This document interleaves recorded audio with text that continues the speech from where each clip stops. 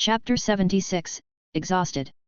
With his body flashing, Tenraku kept avoiding the light energy and various magic attacks that rained down on him. Shurya, Middled, Kala Warner, you guys also try my attack. With a display of dragon wings, Tenraku also flew into the air and raised his hand to aim at the three women on the opposite side with a cold smile on his face. Boost! Boost! Drake's voice rang out from the treasured jade on the armor, and immediately three strengthened and multiplied energy bombs shot towards the three women. Shurya, Middled, and Kala Warner flapped their wings and tried to escape, but no matter how they evaded and dodged, the three energy bombs kept chasing after them, and finally, under the desperate and horrified look of the three women, there were several explosions, and the three women fell from the air with a cry. Rainare, you are the only one left. Looking at Rainare, who had somehow connected a dark energy line to his body, Tenraku laughed teasingly. I am enough. With a cold and evil smile on her face, Rainare did not hesitate to activate the Black Evil Dragon King ability, and suddenly Tenraku's power was continuously absorbed by Rainare through the line. You really do deserve to be my master, what a vast power. More, I want more. Having mastered many abilities of Black Evil Dragon King, and feeling the mighty and vast power she had absorbed from Tenraku, Rainare looked up to the sky with a distorted smile on her face. Seeing this mad woman crumbled by darkness, Tenraku helplessly shook his head. Since she wanted to suck more and more power, then he is going to let her do it. HAAA! With a loud shout, a stronger aura erupted from Tenraku's body, and because of the power of the Red Dragon Emperor, this aura continued to increase exponentially. Absorbing Tenraku's power, Rainare was still drunk and enjoyed it at first, but her expression soon became painful and hideous. Break! Break! Break! Ah! With a loud cry, Rainar's hair flew in every direction and the SM outfit on her body was blown to pieces. Had it not been for Tenraku to collect his power at the last moment, this greedy madwoman would have blown up. Rainare, you are still far away. Falling to the ground and dissipating the armor, Tenraku looked down at Rainare, who was sprawled out on the ground without any pieces of cloths on her body. One day, I will absolutely suck you dry, my master. Facing Tenraku, Rainare curled her lips as she spoke, her eyes filled with endless passion and desire. Tenraku chuckled and didn't care to give a reply. The only thing that Rainare wants to do is to suck him dry, whether in bed or out of bed, but she is not strong enough. With a wave of his hand, a ball of bright light flew out from Tenraku's hands. The bright light fell on the girl's body in the field, and the damage they had suffered during the battle with Tenraku quickly recovered. Although this sacred gear has no fighting power, there is no doubt that Twilight Healing is extremely valuable to Tenraku and his followers. Tenraku-san, everyone! The damaged training ground was quickly restored under the restoration magic. Yubelina and Asia walked out of the house while carrying food boxes. Oh, Tenraku-sama's smell! Ni and Li threw their things away and entangled Tenraku, squinting their eyes with a look of drunken attachment. The two Nikomata girls like to attach themselves to Tenraku's body at every turn, they are quite clingy, but it was Tenraku who accepted them in his peerage, so he can only let them do what they want. Tenraku-san, you've been training hard. Asia also ran over and took out her hand towel to wipe Tenraku's sweat. Asia, we're going to school later, why don't you come with us too? Calmly accepting the girl's tenderness and consideration, Tenraku stroked Asia's forehead and asked. School? Ah, there'll be a few other friends to introduce to Asia then, and they'll definitely like you too. Okay. Asia, who already considered Tenraku as her spiritual pillar and belief, naturally wouldn't have any objection to Tenraku's arrangement. There was also the fact that she is going to be introduced to other friends and she couldn't help but look forward to it. After breakfast and a short break, Tenraku and the girls got ready to go to school after a bit of tidying up. In addition to Asia, Gasper, the family squatter, was also brought along by Tenraku. Although Gasper still cried and refused to go out at first, he became quite eager after being beaten by Tenraku. Although it was a little scary to get along with strangers, it really was Tenraku's fist that made him more scared. Yo, Issei-san! When he walked out of the house, Tenraku happened to meet Hyudo Issei, who was also about to go to school, and he raised his hand as usual. Ah, it's Tenraku. With two black eye frames, Hyudo Issei glanced lightly at Tenraku and the girls with those fishy eyes, then dropped his shoulders weakly and walked away. Obviously, he has only longed for oppai and beautiful women, but when he realized that he was really interested in men, Hyudo Issei became really exhausted in the past 2 days. Motohama and Matsuda have indulged themselves on a path of no return, and Hyudo Issei who saw them quietly walking into a nearby hotel after school yesterday. Although he felt extreme panic and chills, he didn't know how long he could hold on. On one side is Oppai, on the other side is a man, on the other side is Oppai, on the other side is a man. The struggle between nature and wish, the duel between angel and devil, Hyudo Issei feel like he is going crazy. The back is so vicissitudes and despondent, his road, where in the end. Tenraku-san, is that our neighbor?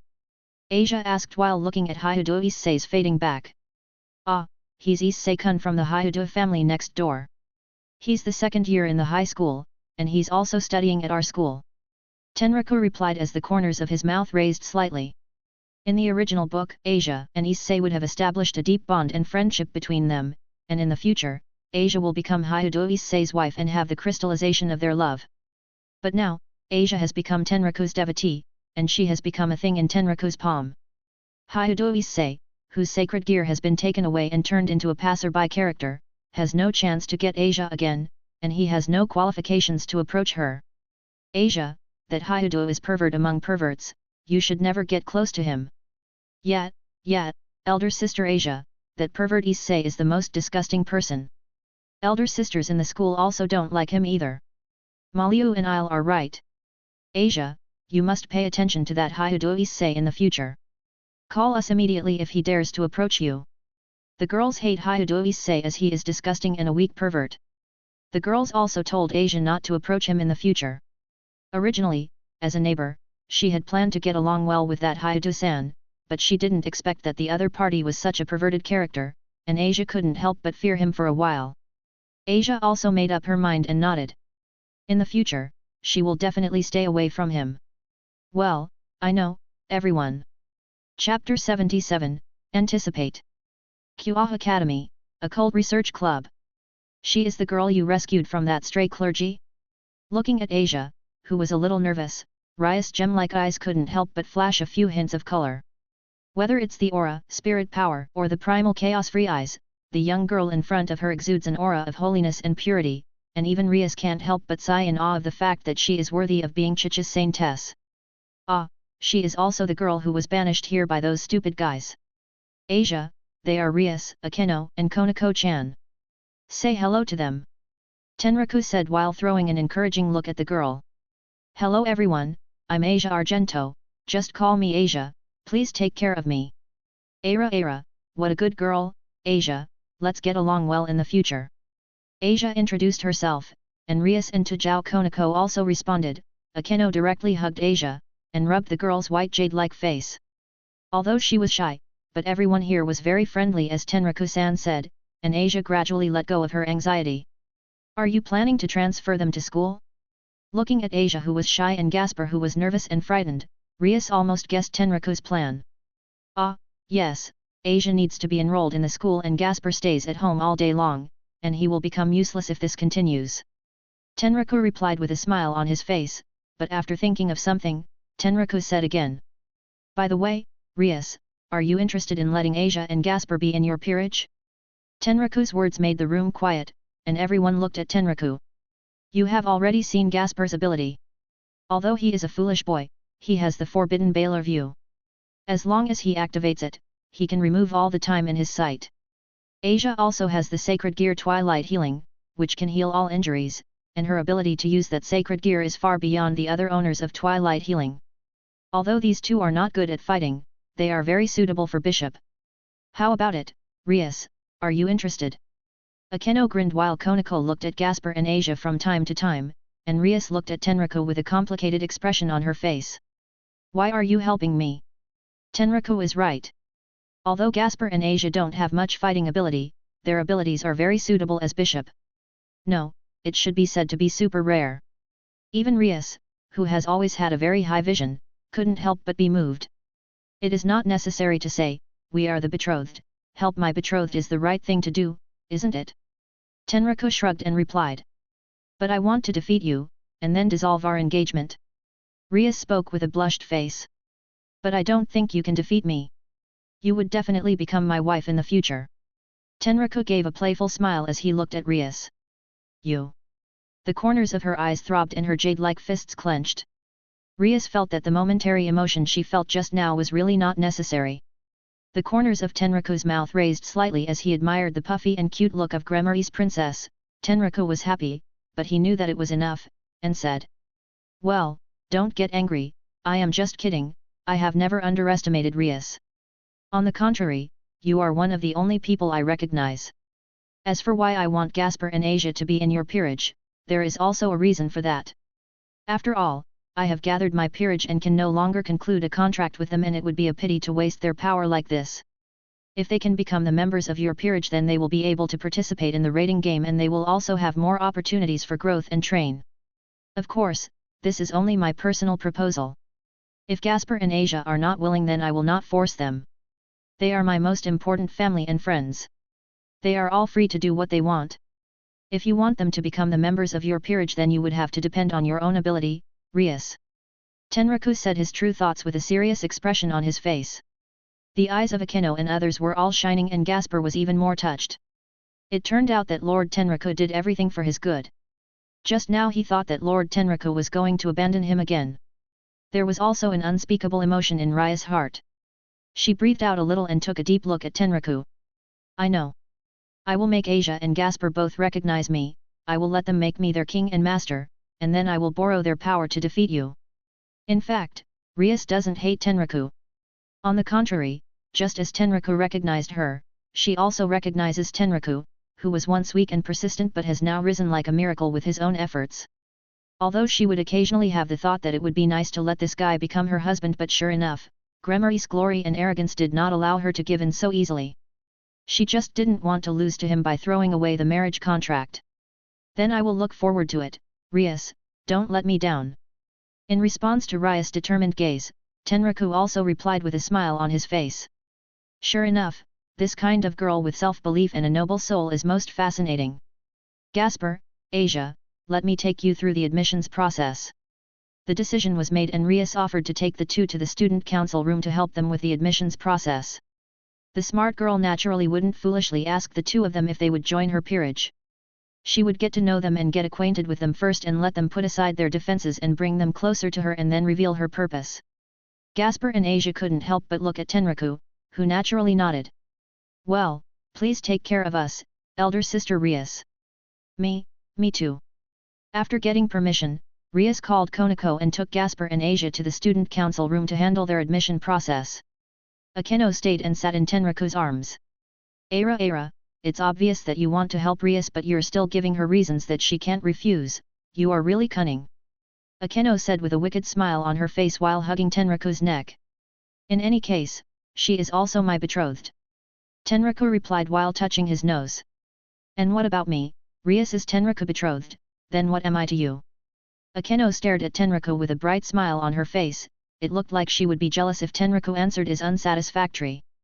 Thinking back to the helpless and lonely girl, and looking at the increasingly seductive girl in front of him, Tenraku couldn't help but sigh in his heart, and then leaned to Akeno's ear.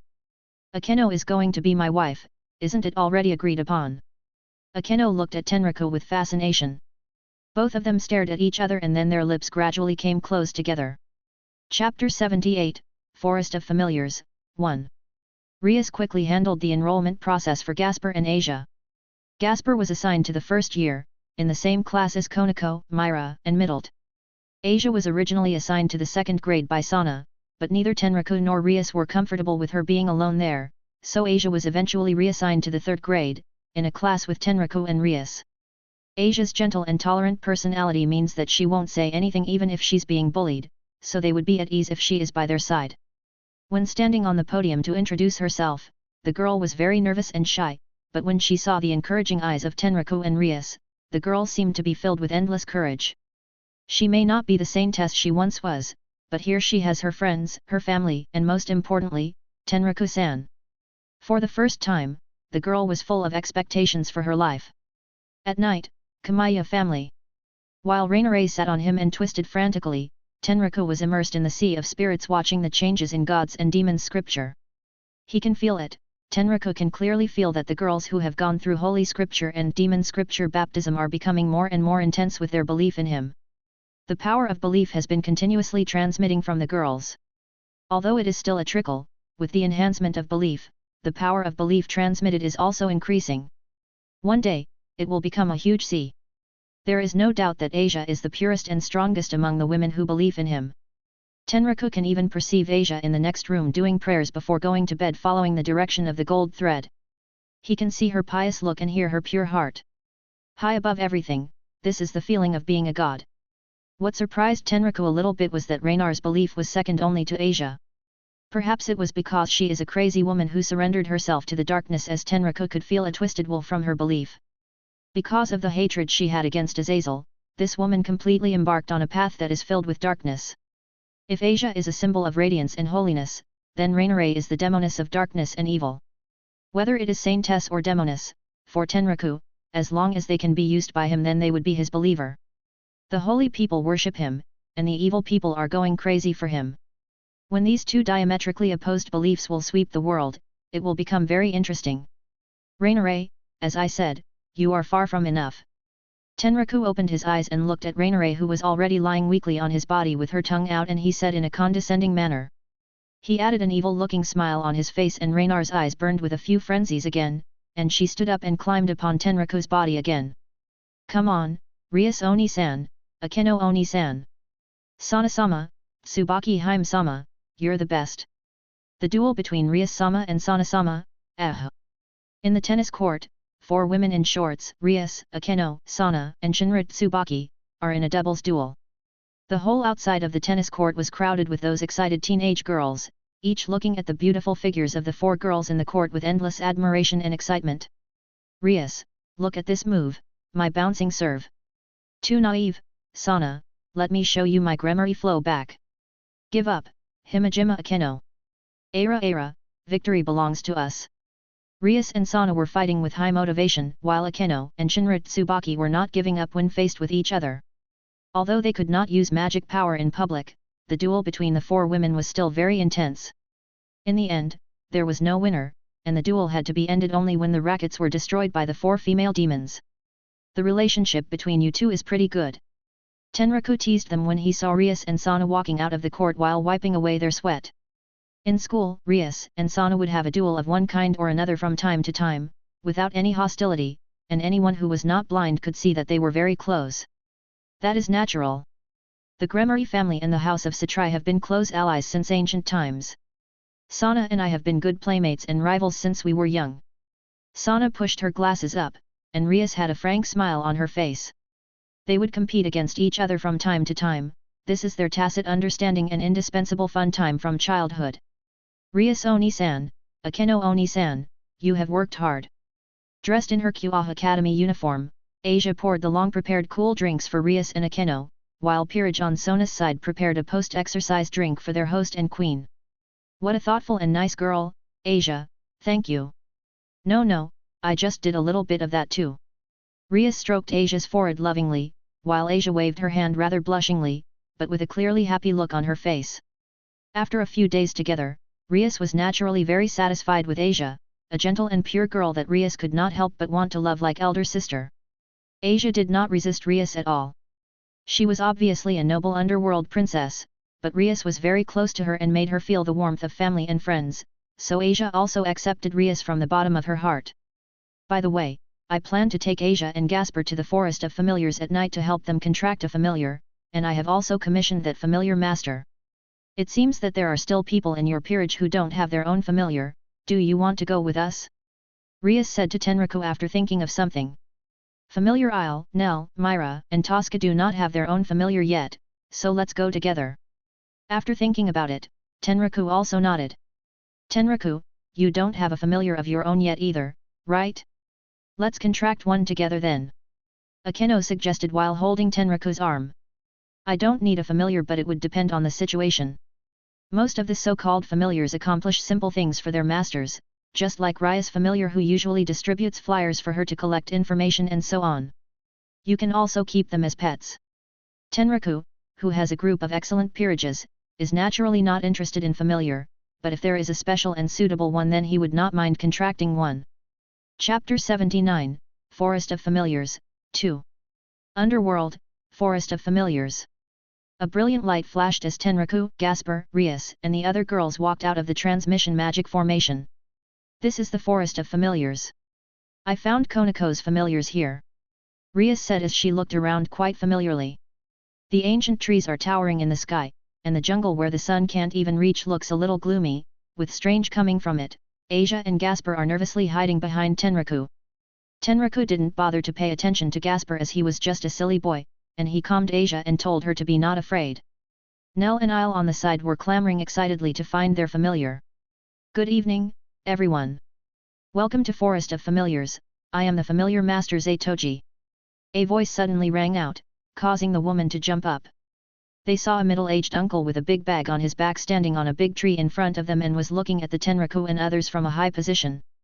Good day, Your Excellency Zatoji, I apologize for troubling you again this time. Stepping forward, Rias exchanged pleasantries with the middle-aged uncle who called himself Zatoji. I cannot refuse any request from the princess of the Gremory family.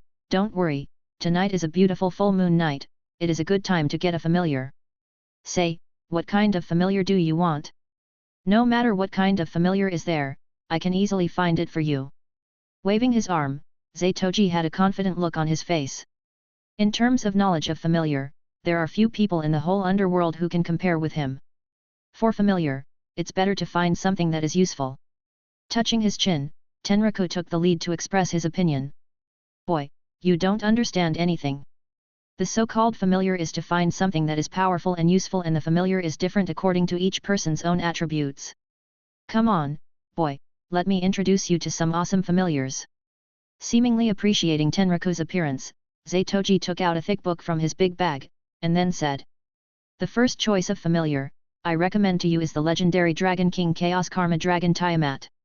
She is the only female in the Dragon King line. No devil has caught her yet. If you let her become your familiar, you will make a fortune. This guy is also very powerful. It is the legendary Hydra. It is extremely poisonous. No matter what or who, no one can withstand its poison, it is immortal. This one, right? And there is.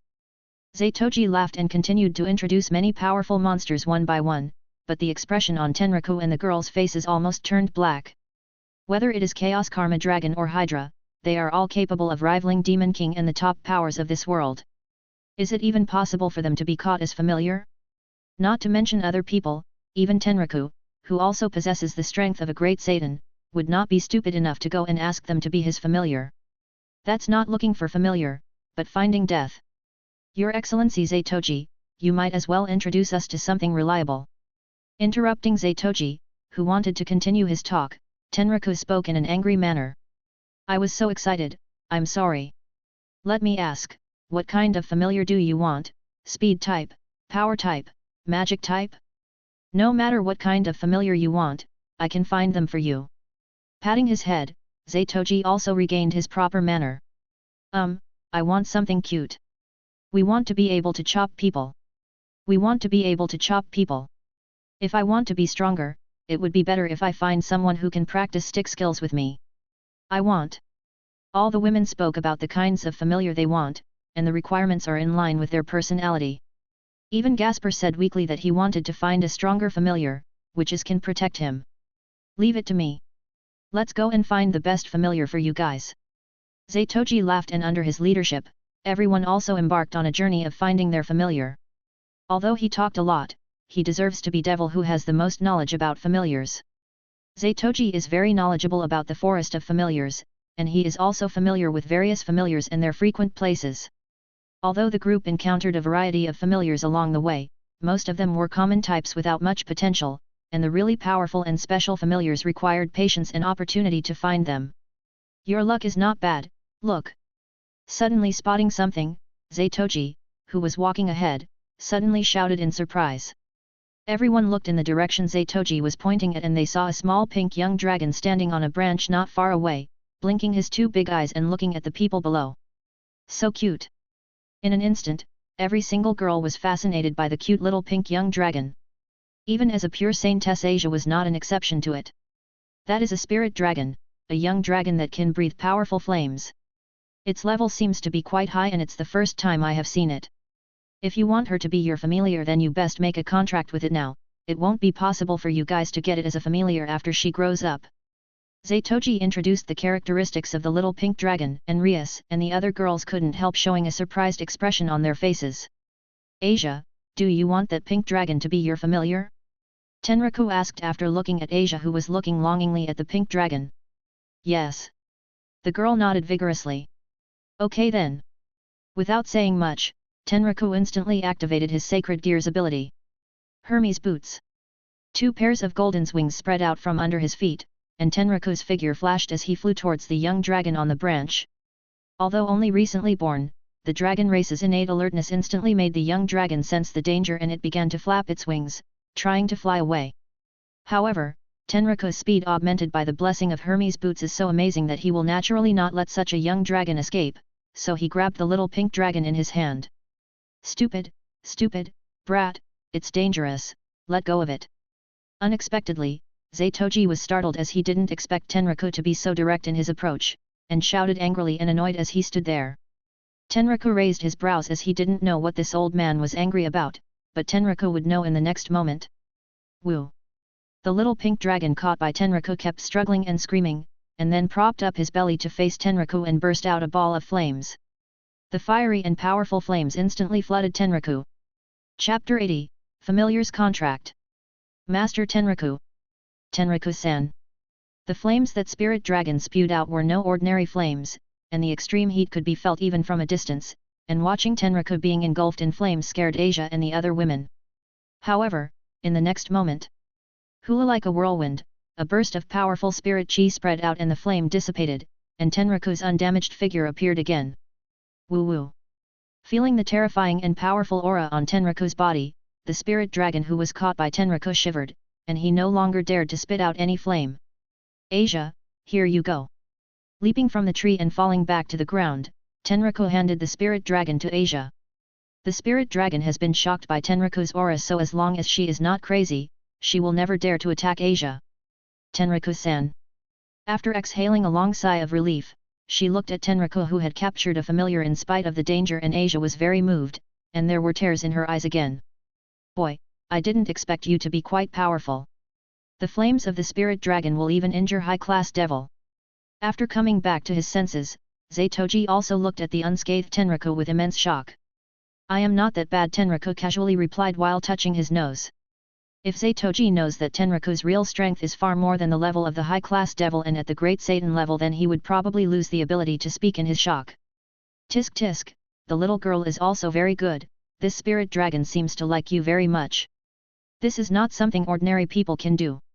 Hurry up and conclude a contract with her. His gaze fell on the spirit dragon in Asia's hands, and Zaytoji couldn't help but tisk in praise.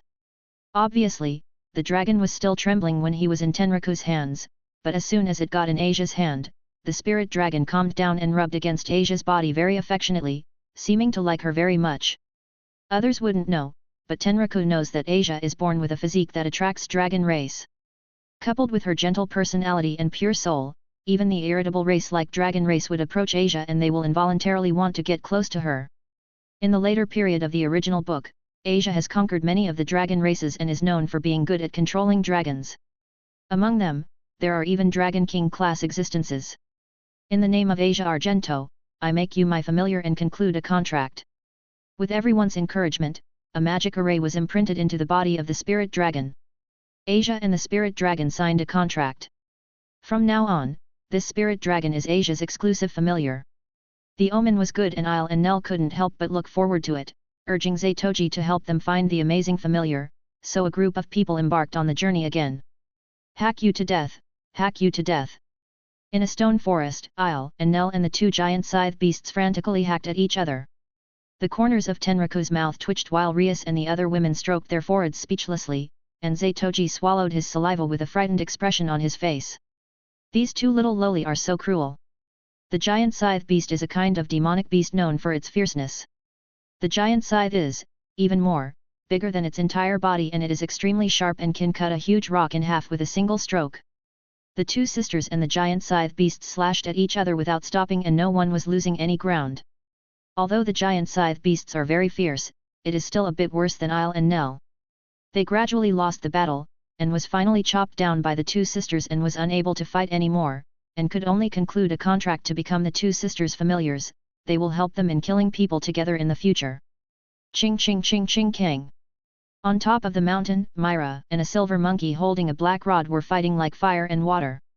Little girl, this Kung Fu monkey is very rare, and it just happened to meet your requirements. Zatoji laughed and shouted while standing on a rock. Kung Fu monkey is also a kind of demonic beast. It is well known for being good at all kinds of Kung Fu. Kung Fu monkey, who is fighting against Myra, has a good rod technique. The black rod danced around Myra and it was on par with Myra. Fine iron rod, elongation. Myra jumped up, and the fine iron rod in her hand grew and stretched continuously, and the Kung Fu monkey was smashed down by Myra. With the sound of HNG, the whole mountain shook for a while, and the Kung Fu monkey fell to the ground and was defeated. It turned into a palm-sized silver monkey when it fell to the ground, and then concluded a contract with Myra and became the girl's familiar. In a sea of flowers, Tosca spread out her arms to deploy her Sacred Gear's ability, and a spherical barrier firmly protected the girl in the middle. A dark cloud rolled across the sky, but if you look closely you will see that it was not a cloud, but a dense swarm of black hell butterflies. Fluttering, these black hell butterflies keep shooting out a tiny ray of light to attack Tosca's barrier. Although those rays look small, they can easily penetrate the steel, even Tosca's barrier keeps shaking. Zatoji originally wanted to persuade the girl to change to a different familiar. The hell butterfly is a dangerous demonic beast that is difficult to control, but Tosca insists on doing this. She must choose the hell butterfly as her familiar. She needs to take revenge, but her Sacred Gear has no fighting ability, so the power of hell butterfly is a must for Tosca. Tenraku-sama, help me. In the jungle, Gasper was getting chased by some demonic beasts. As a scared vampire, Gasper wanted to find a powerful familiar to protect him in the future, but the powerful monsters don't want to be his familiar, they just want to eat him and treat him as food. Tenraku-sama, I also have my own familiar. Looking poor and embarrassed, when Gasper returned with a bat in his hand, he has moved to tears himself. Sure enough, a bat is vampire's destined partner. So far, everyone has almost found their own familiar, Asia's spirit dragon, Isle and Nell's giant scythes, Mira's Kung Fu monkey, Tosca's hell butterfly, and Gasper's bat. Since you guys have found your familiar, let's go home. Tenraku said while yawing. They have been looking for familiars in the forest almost all night and even Tenraku was a little sleepy. There is still some time before the end of the full moon, kid, you do not have a familiar, let me find one for you. Zatoji spoke enthusiastically while patting Tenraku's shoulder. You don't want to introduce Chaos Karma Dragon and Hydra to me again, do you? Tenraku gave Zatoji a skeptical look. Although he is not afraid of Chaos Karma Dragon and Hydra with his current strength, at least, Tenraku is not so arrogant to think that he could subdue them to become his familiar. No. Boy, what I am going to introduce you this time may not be as good as the Chaos Karma Dragon and Hydra, but you will definitely be interested. Knowing that ordinary familiar won't enter Tenraku's eyes, Zatoji spoke with a mysterious smile on his face. Chapter 81, Elf King of the Water. Somewhere in the forest, the clear and transparent spring water appeared in front of everyone. The surface of the water sparkled and glistened with light, making people feel scared just by looking at it.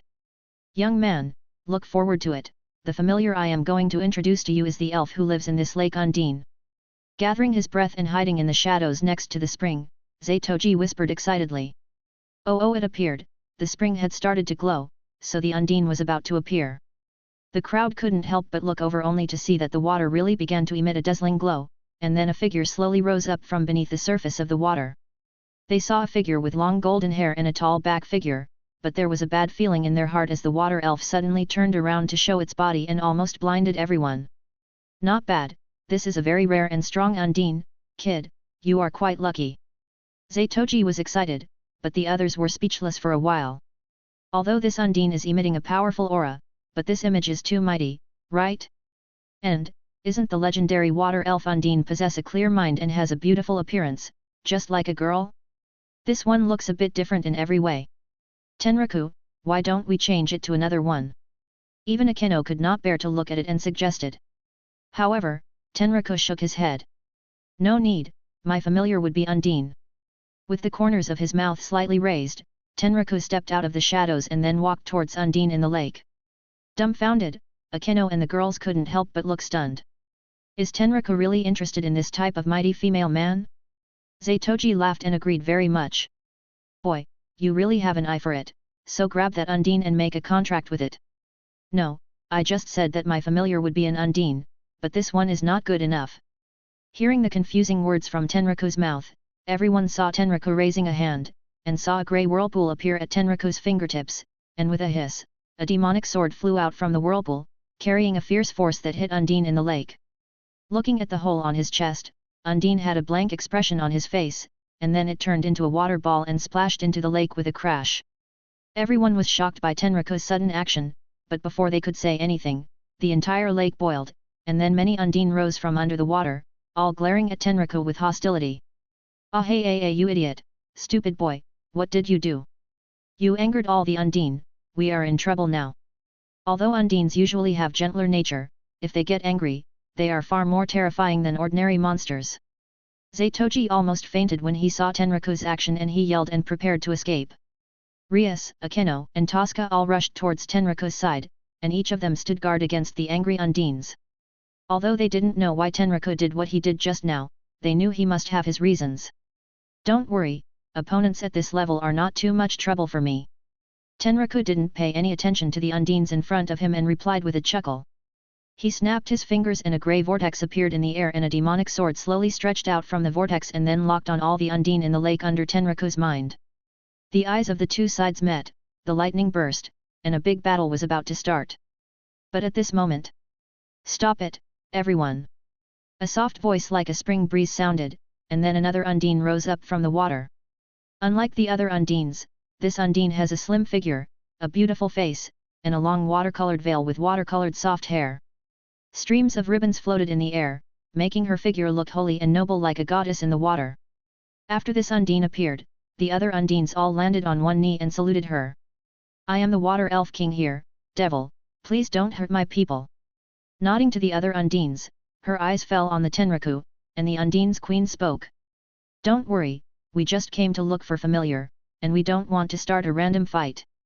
Looking at the beautiful and noble Queen of Water, Tenraku also dissipated the grey vortex in the sky.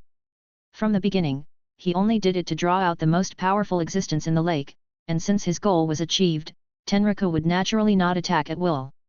Young devil, even I feel fear in my heart after feeling your aura.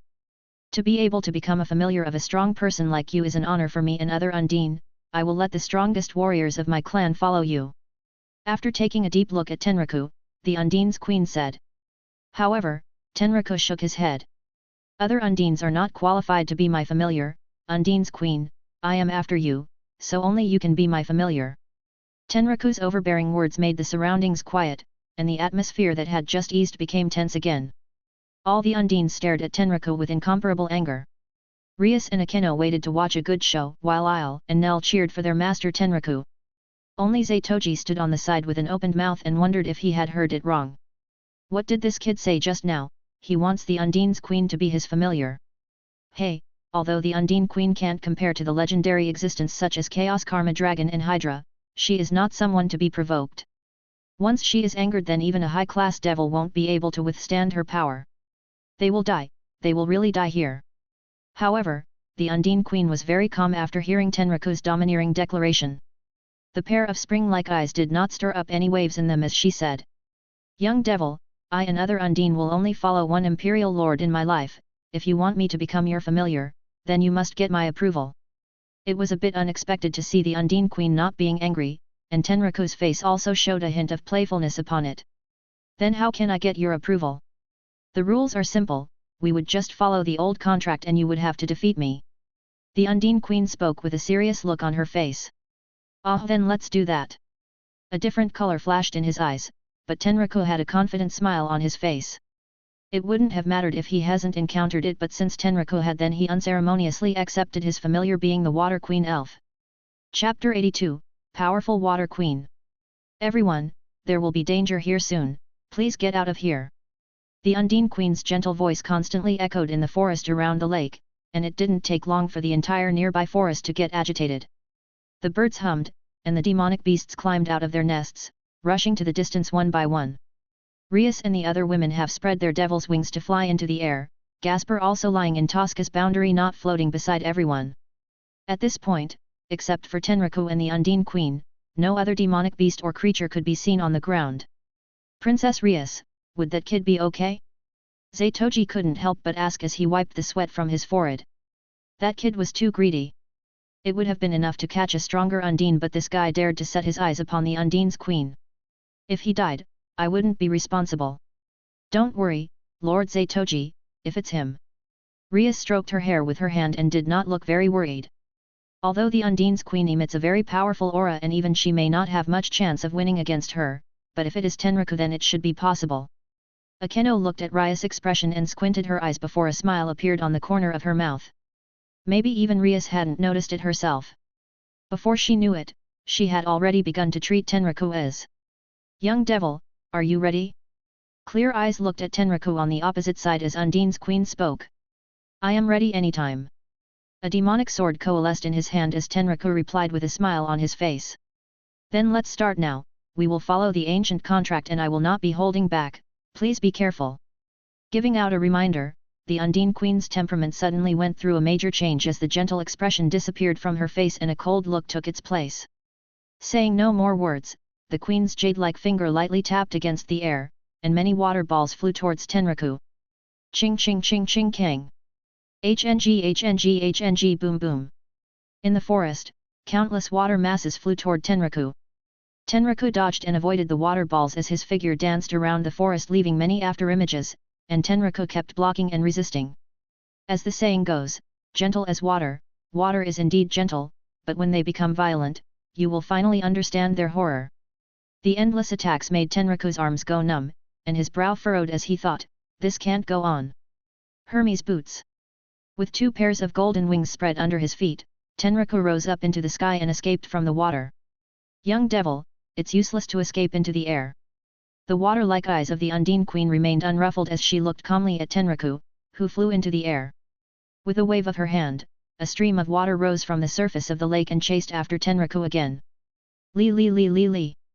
At first, only a single stream of water rose into the air and was chasing after Tenraku, but many more streams began to fly up, and not long after Tenraku was surrounded by countless water masses again. HNG HNG HNG boom. Under the Queen's control, countless water masses pounced towards Tenraku. With a huge explosion, the entire air was filled with a thick layer of mist. What is going on? Rias used her magic to create a strong wind to disperse the mist, and Tenraku's figure appeared in the air again. However, the Tenraku at this time is no longer what he was before. His entire body was covered with gorgeous scarlet's armor and mighty dragon wings appeared behind his back. It is the figure of the Red Dragon Emperor. Boost! Boost! Boost! Drake's voice sounded out from the treasured jade as Tenraku raised a single palm in the direction of Undine Queen below, and an energy bomb condensed out of his palm and continued to grow in size, and then blasted down with a hiss. Boom! The light of the explosion was blinding as the airwave rushes to the sky while the Undine Queen's figure was instantly submerged in the violent energy. Did he do it? Master Tenraku, come on! Master Tenraku, beat her! A red dragon emperor, is that Red Dragon Emperor? Rias and the several women focused on the battle while Isle and Nell cheered for their Tenraku-sama, while Zatoji on the side was open-mouthed with his eyes wide open. Red Dragon Emperor, the kid who ran around with him all night to catch familiars turned out to be the Red Dragon Emperor. Naturally, Tenraku didn't know the shock of a certain familiar master as he was looking at the forest below, frowning deeply.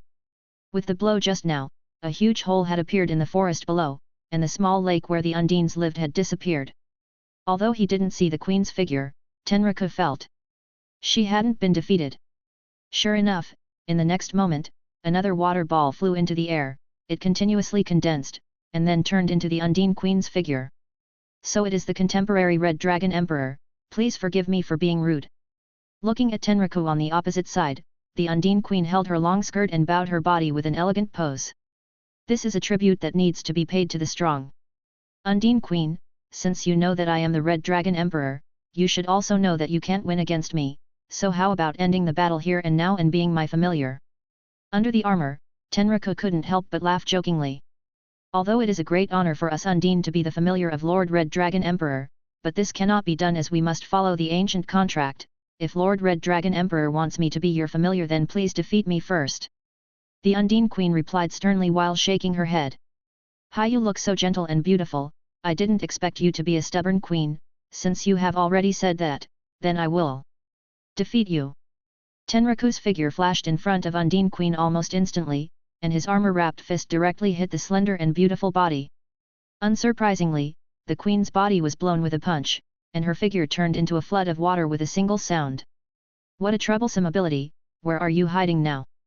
Tenraku carefully sensed the aura of Undine Queen, but he heard Gasper's voice in the distance. God, Tenraku-sama, back, look quickly. Gasper's voice seemed very frightened. Tenraku looked back, and then he couldn't help but look surprised. Giant dragon of water, a giant dragon of water appeared in the sky without Tenraku knowing about it. Hu. The water dragon roared, and its roar was like a real dragon roar which made people's eardrums soar. Then, under everyone's horrified look, the giant dragon of water opened its huge mouth, and a water bomb was compressed and condensed in the mouth, and then it shot down at Tenraku. HNGLNG. There was no way to hide. Tenraku was directly hit by the huge water bomb, and he was smashed into the forest below. Hoo. The earth trembled as the entire forest was filled by the flood, and Tenraku under his armor was swept around by the violent water. Partner, you seem to be in trouble. Drake, if you are so free to talk so leisurely, then you might as well think about how to help me. As expected to be the Water Queen, ordinary attacks are completely useless against her. It seems that only my scorching flames would be useful against her, but that power is still sealed, and it can't be used even with you being my partner.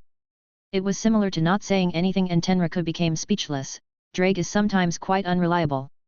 Although he cannot defeat the queen in this situation, she also can't defeat him either. There is no way. It seems that only those sacred gears would be useful. Tenraku has made a decision. Chapter 83, Tenraku's Familiar. Ah, it's over, that boy is in danger. Master Tenraku. Looking at Tenraku, who was hit by a water bomb and swallowed by a huge flood without knowing where he was, Zatoji opened his mouth wide with a finished look. Isle, Nell, Myra, and several women were shouting Tenraku's name. Even Rias and Akino on one side could not help but have an anxious look on their faces. The Undine Queen's figure also again condensed into the air again, the water entwined with her long fluttering hair. She looked noble and beautiful like a peerless goddess as she quietly looked at the flood-ravaged forest below until the discovery of something caused ripples to appear in those spring water-like eyes. After a few waves. HNG. A giant, a samurai warrior-like giant stood up from the flood under the unbelievable expression of everyone. Purple energy enshrouded the giant figure, and it has already overshadowed the crowd floating in the air just by standing on the ground. The giant figure was dressed in samurai armor, with a purple sword slung around his waist, and a huge magic mirror floating behind him, and Tenraku was standing in front of a crystal on giant's forehead with his arms folded. Tall, mysterious, shocking, the appearance of the giant figure was just like that of an ancient god of the heavens appearing in the world. Ah! That is... Zatoji was already speechless, and Rias and Akino were shocked. Isle, Nell, and Myra looked at the godlike giant figure in the distance, and only the endless worship and enthusiasm remained in their eyes. Yatano Kagami 8 Ta Mirror, Aim no Muraku Monotsurugi Heavenly Sword of Gathering Clouds, and Yasakani no Magadama 8 Shaku Curved Jewel, those are three of the many sacred gear owned by Lord Tenraku. The corners of her mouth hooked up into a curve as Tosca spoke with a proud expression on her face. Even Gasper, who was lying in the barrier, nodded vigorously with a look of excitement and admiration on his face. So they are the three sacred gears in the legend. Rias and Akino looked at each other and both could see the shock in each other's eyes. Tenraku possesses the Aim no Muraku Monotsurugi Heavenly Sword of Gathering Clouds. The two women knew that the forbidden move that Tenraku finally used in the duel against Riser was the ability of the Aim no Muraku Monotsurugi, but the two women did not expect the Yatano Kagami 8 Ta Mirror and Yasakani no Magadama 8 Shaku Curved Jewel to be also in Tenraku's hands. Looking at the tall giant figure in the distance, the two goddesses couldn't help but feel infinitely complicated. What has Tenraku experienced over the years, and how many secrets they don't know about him?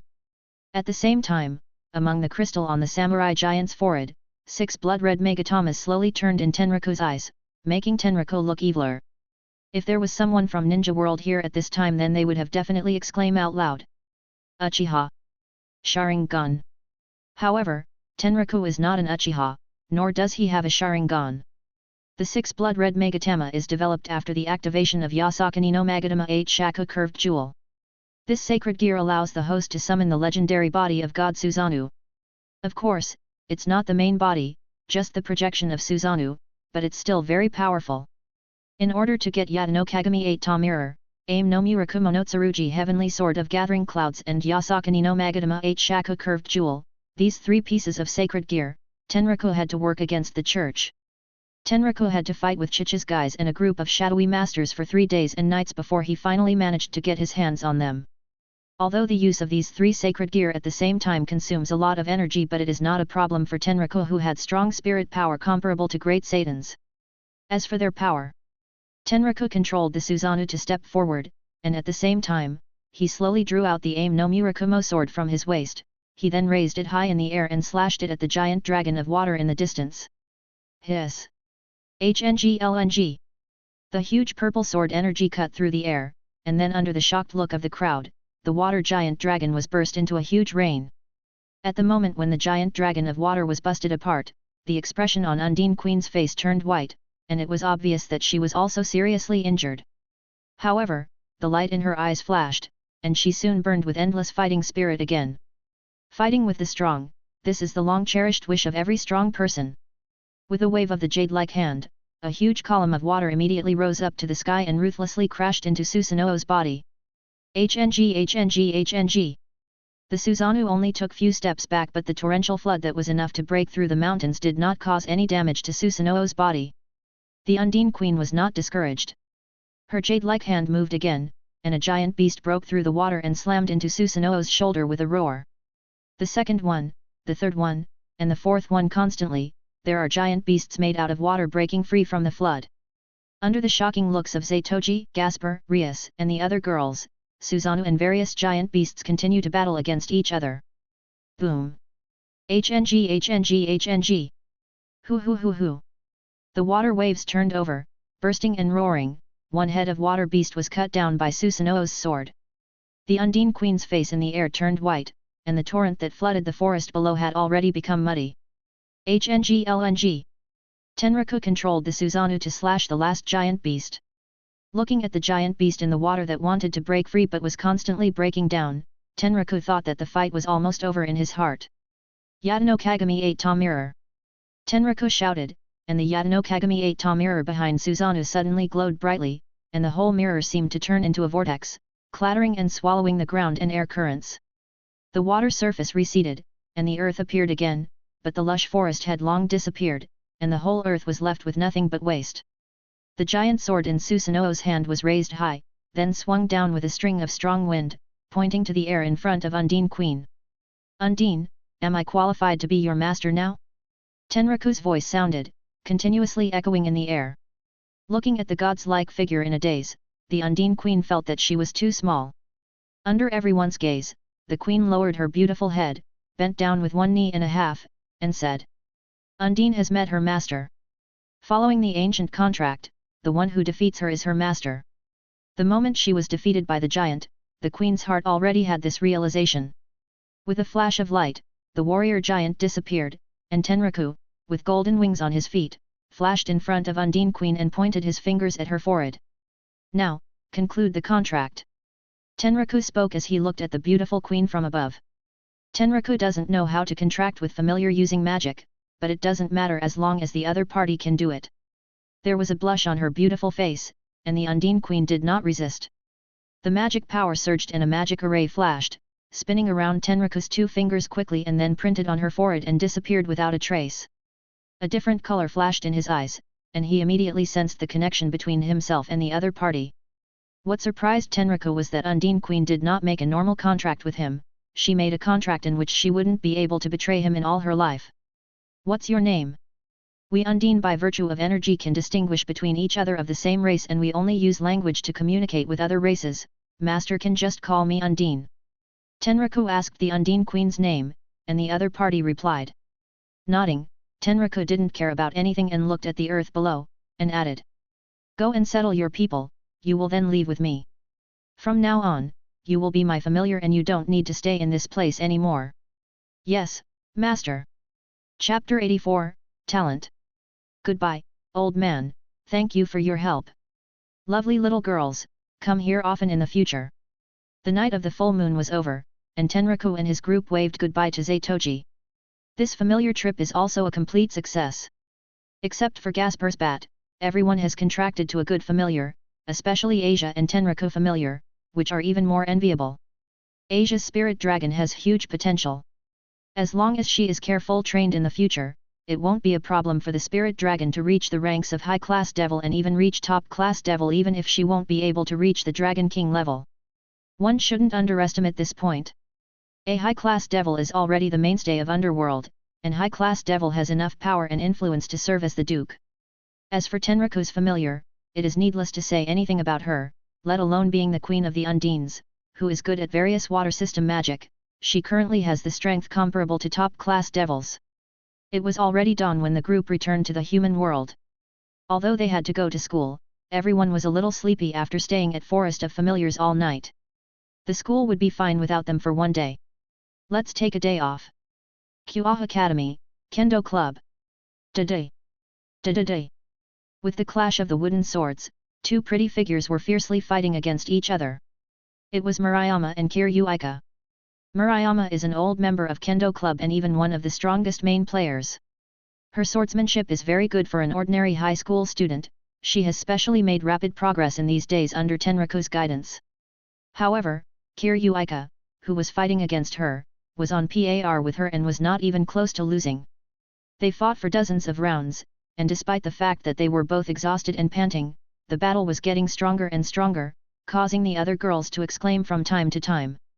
The competition between them has been in a stalemate, and it seems that no one can do anything about the other, but in the end, Kiryuika, who lacked experience, took the lead in revealing the flaw. Murayama's eyes lit up, and she naturally refused to let this opportunity pass. It's over. With a shout, Murayama swung her sword, and Kiryuika's wooden sword flew out of her hand with a cry of surprise. At the end of the competition, Murayama won, and the whole Kendo Club erupted with warm applause from the girls. Senior Murayama is amazing. She deserves to be our main force. Kiryu is also very good. The girls handed sweat towels to the two girls and gave them their sincere admiration. The girls were practicing on their own because their club president Sama had taken the day off, and they benefited from Murayama and Kiryu's competition, and each of them was a little eager to try. I lost. Sitting down on the floor, Kiryu had a discouraged and hurt look on her face. Kiryu, your progress has been very fast. If this continues, then it won't be long before I'm no longer your opponent. Throwing the towel to Kiryu, Murayama said in a good-natured manner. Kiryu had only been practicing kendo for a short time, but in a short time, she had already grown enough to compete with her, which made the girl feel pressure and a little jealousy. This unscrupulous arrow-mouth girl's talent is also too good. Hee. Kiryuika smiled and said, "Who do you think I am? I'm the most talented sword beauty girl in the universe." She is extremely confident and she knows that she would be able to defeat Murayama as long as she practiced for a while, and then overturned Katase and several other Kendo Club's members one by one. Then she would be the strongest main force of Kendo Club. TSH, I'm really looking forward to it. What kind of request should she make to the club president by then? Kiryuika couldn't help but add a smile to her thin lips. After yawning, Tenraku woke up at night time. Feeling a strange current hitting his mind, Tenraku opened his eyes and saw a certain angel who was lying on his body sucking and biting something. "Master, how do you feel? Do you want to continue?" Raising her head, Rainare spoke evilly. With a twitch of his mouth, Tenraku cursed in his heart, "This damn demon." Without saying anything, Tenraku pressed Rainar's head down again. "Since she had bitten it, let's go all the way then."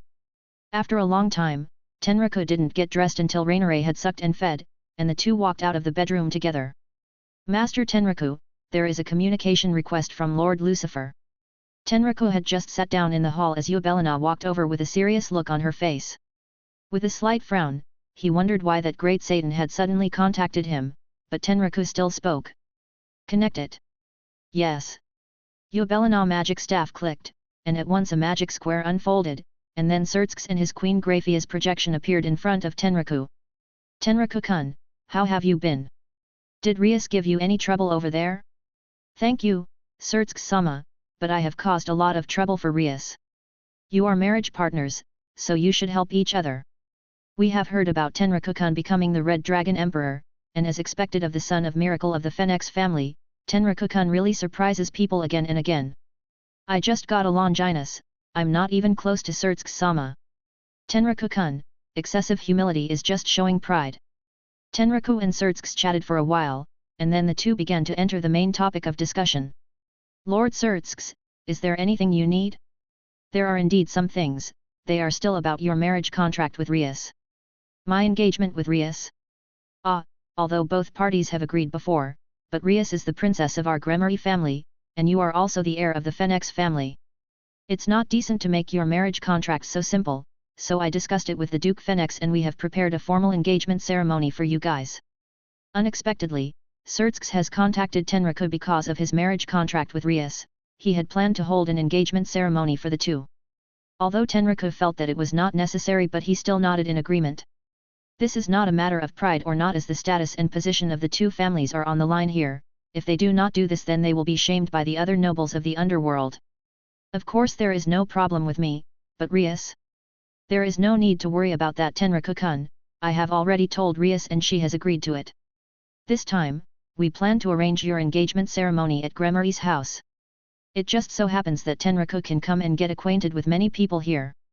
In the next few days, we will send invitations to some of Underworld's noble and famous families to attend your ceremony, and when everything is ready, Grafia will travel to Human World to get you guys. In that case, then I'll be grateful to Surtsk-sama. Don't worry about that. That's all for today, Tenraku-kun, I'll be waiting for you at Underworld. After the communication was over, the projections of Surtsk and Grafia also disappeared. The smile on his face gradually dissipated, but Tenraku frowned. Tenraku-sama? Seeing that Tenraku's expression was a bit wrong, Yubelina on the side called out to him. Shaking his head, Tenraku didn't explain anything. Surtsk is a benevolent great Satan who attaches great importance to his younger sister Rias. Of course, everything is fine, maybe it's just his illusion. Chapter 85, Hate. The sound of rushing water and the thick vapor covered the bodies of the beautiful girls. In the luxurious and spacious bathroom, Rias and Sana were lying side by side on the massage bed enjoying their respective queen's massage, both with a pleasant look on their faces. Rias belongs to the plump type, she is curvy and has a graceful posture, just a glance of her is enough to trigger the most primitive impulse of any man. Sona's body is relatively slender. Although completely different from Rias, it is also full of slim beauty. Rias, I heard that you are going back to Underworld for an engagement ceremony with Kamiya Tenraku. Congratulations! Sana spoke with a hint of teasing in her tone. Even Sana knows about it. With a helpless sigh, Rias moved her waist. House of Satrai has also received the invitation from Lord Lucifer, and I will also participate in your ceremony as the representative of House of Satrai. Sana chuckled as she spoke. That older brother of mine, I already said that it wasn't necessary, Sana, just laugh if you want. She doesn't need to look to know that Sana must have a playful expression on her face at this time. Rias buried her face on the pillow towel, and her earlobes were already a little red. Signaling his queen to stop, Sana sat up, wiped her glasses, and then said. Rias, how do you feel about Kamiya Tenraku? How do I feel? Not knowing why Sana suddenly asked this, Rias also raised her head and looked at her. Do you like him or do you hate him? Sana inquired as she put on her glasses. That guy couldn't awaken the Phoenix bloodline. He was once called the waste of Underworld. At first, he couldn't protect Akino and he asked me to take care of her. However, he became stronger step by step with his own efforts and defeated Riser. He captured the sacred gear that sealed the Red Dragon Emperor, and accomplished everything that those self-proclaimed geniuses could never do. If I have to say how I feel about him, I have some admiration towards him. Recalling things about Tenraku in her mind, Rias replied while having a complicated look on her face. There is no doubt that Rias admires Tenraku. But Rias is extremely confused about whether to consider this admiration as liking. Seeing Rias' appearance, Sana smiled a little as she almost got the answer she wanted. Sana, you also seem to be interested in that guy. Remembering that this was not the first time that Sana had talked about Tenraku with her, Rias couldn't help but look at her with a suspicious expression on her face. Sana couldn't have any interest in that guy, right? I'm naturally interested in someone that interesting, but Rias, you can rest assured that even if I'm interested in him I won't interfere with your engagement. A strange color flashed in her eyes as Sana calmly replied. With a chuckle, Rias also feels that she is thinking too much. Sona's arrogance is clearer to her than anyone else, as she said, even if she is interested in Tenraku, her interest will never reach that level. However, what Rias did not expect at the moment was that in the near future, Kamaya family. Yubelina, you will distribute gods and demons scripture from tomorrow to recruit believers for me. Tenraku spoke with a straight look on her face as he looked at Yubelina and the other girls in the room. All the preparations have been made, so it is time for his long-dormant ambition to take action. Recruiting believers, collecting the power of beliefs, growing his strength step by step, and eventually become God. Yes, Tenraku-sama. Yubelina and the other girls replied with an excited expression on their faces.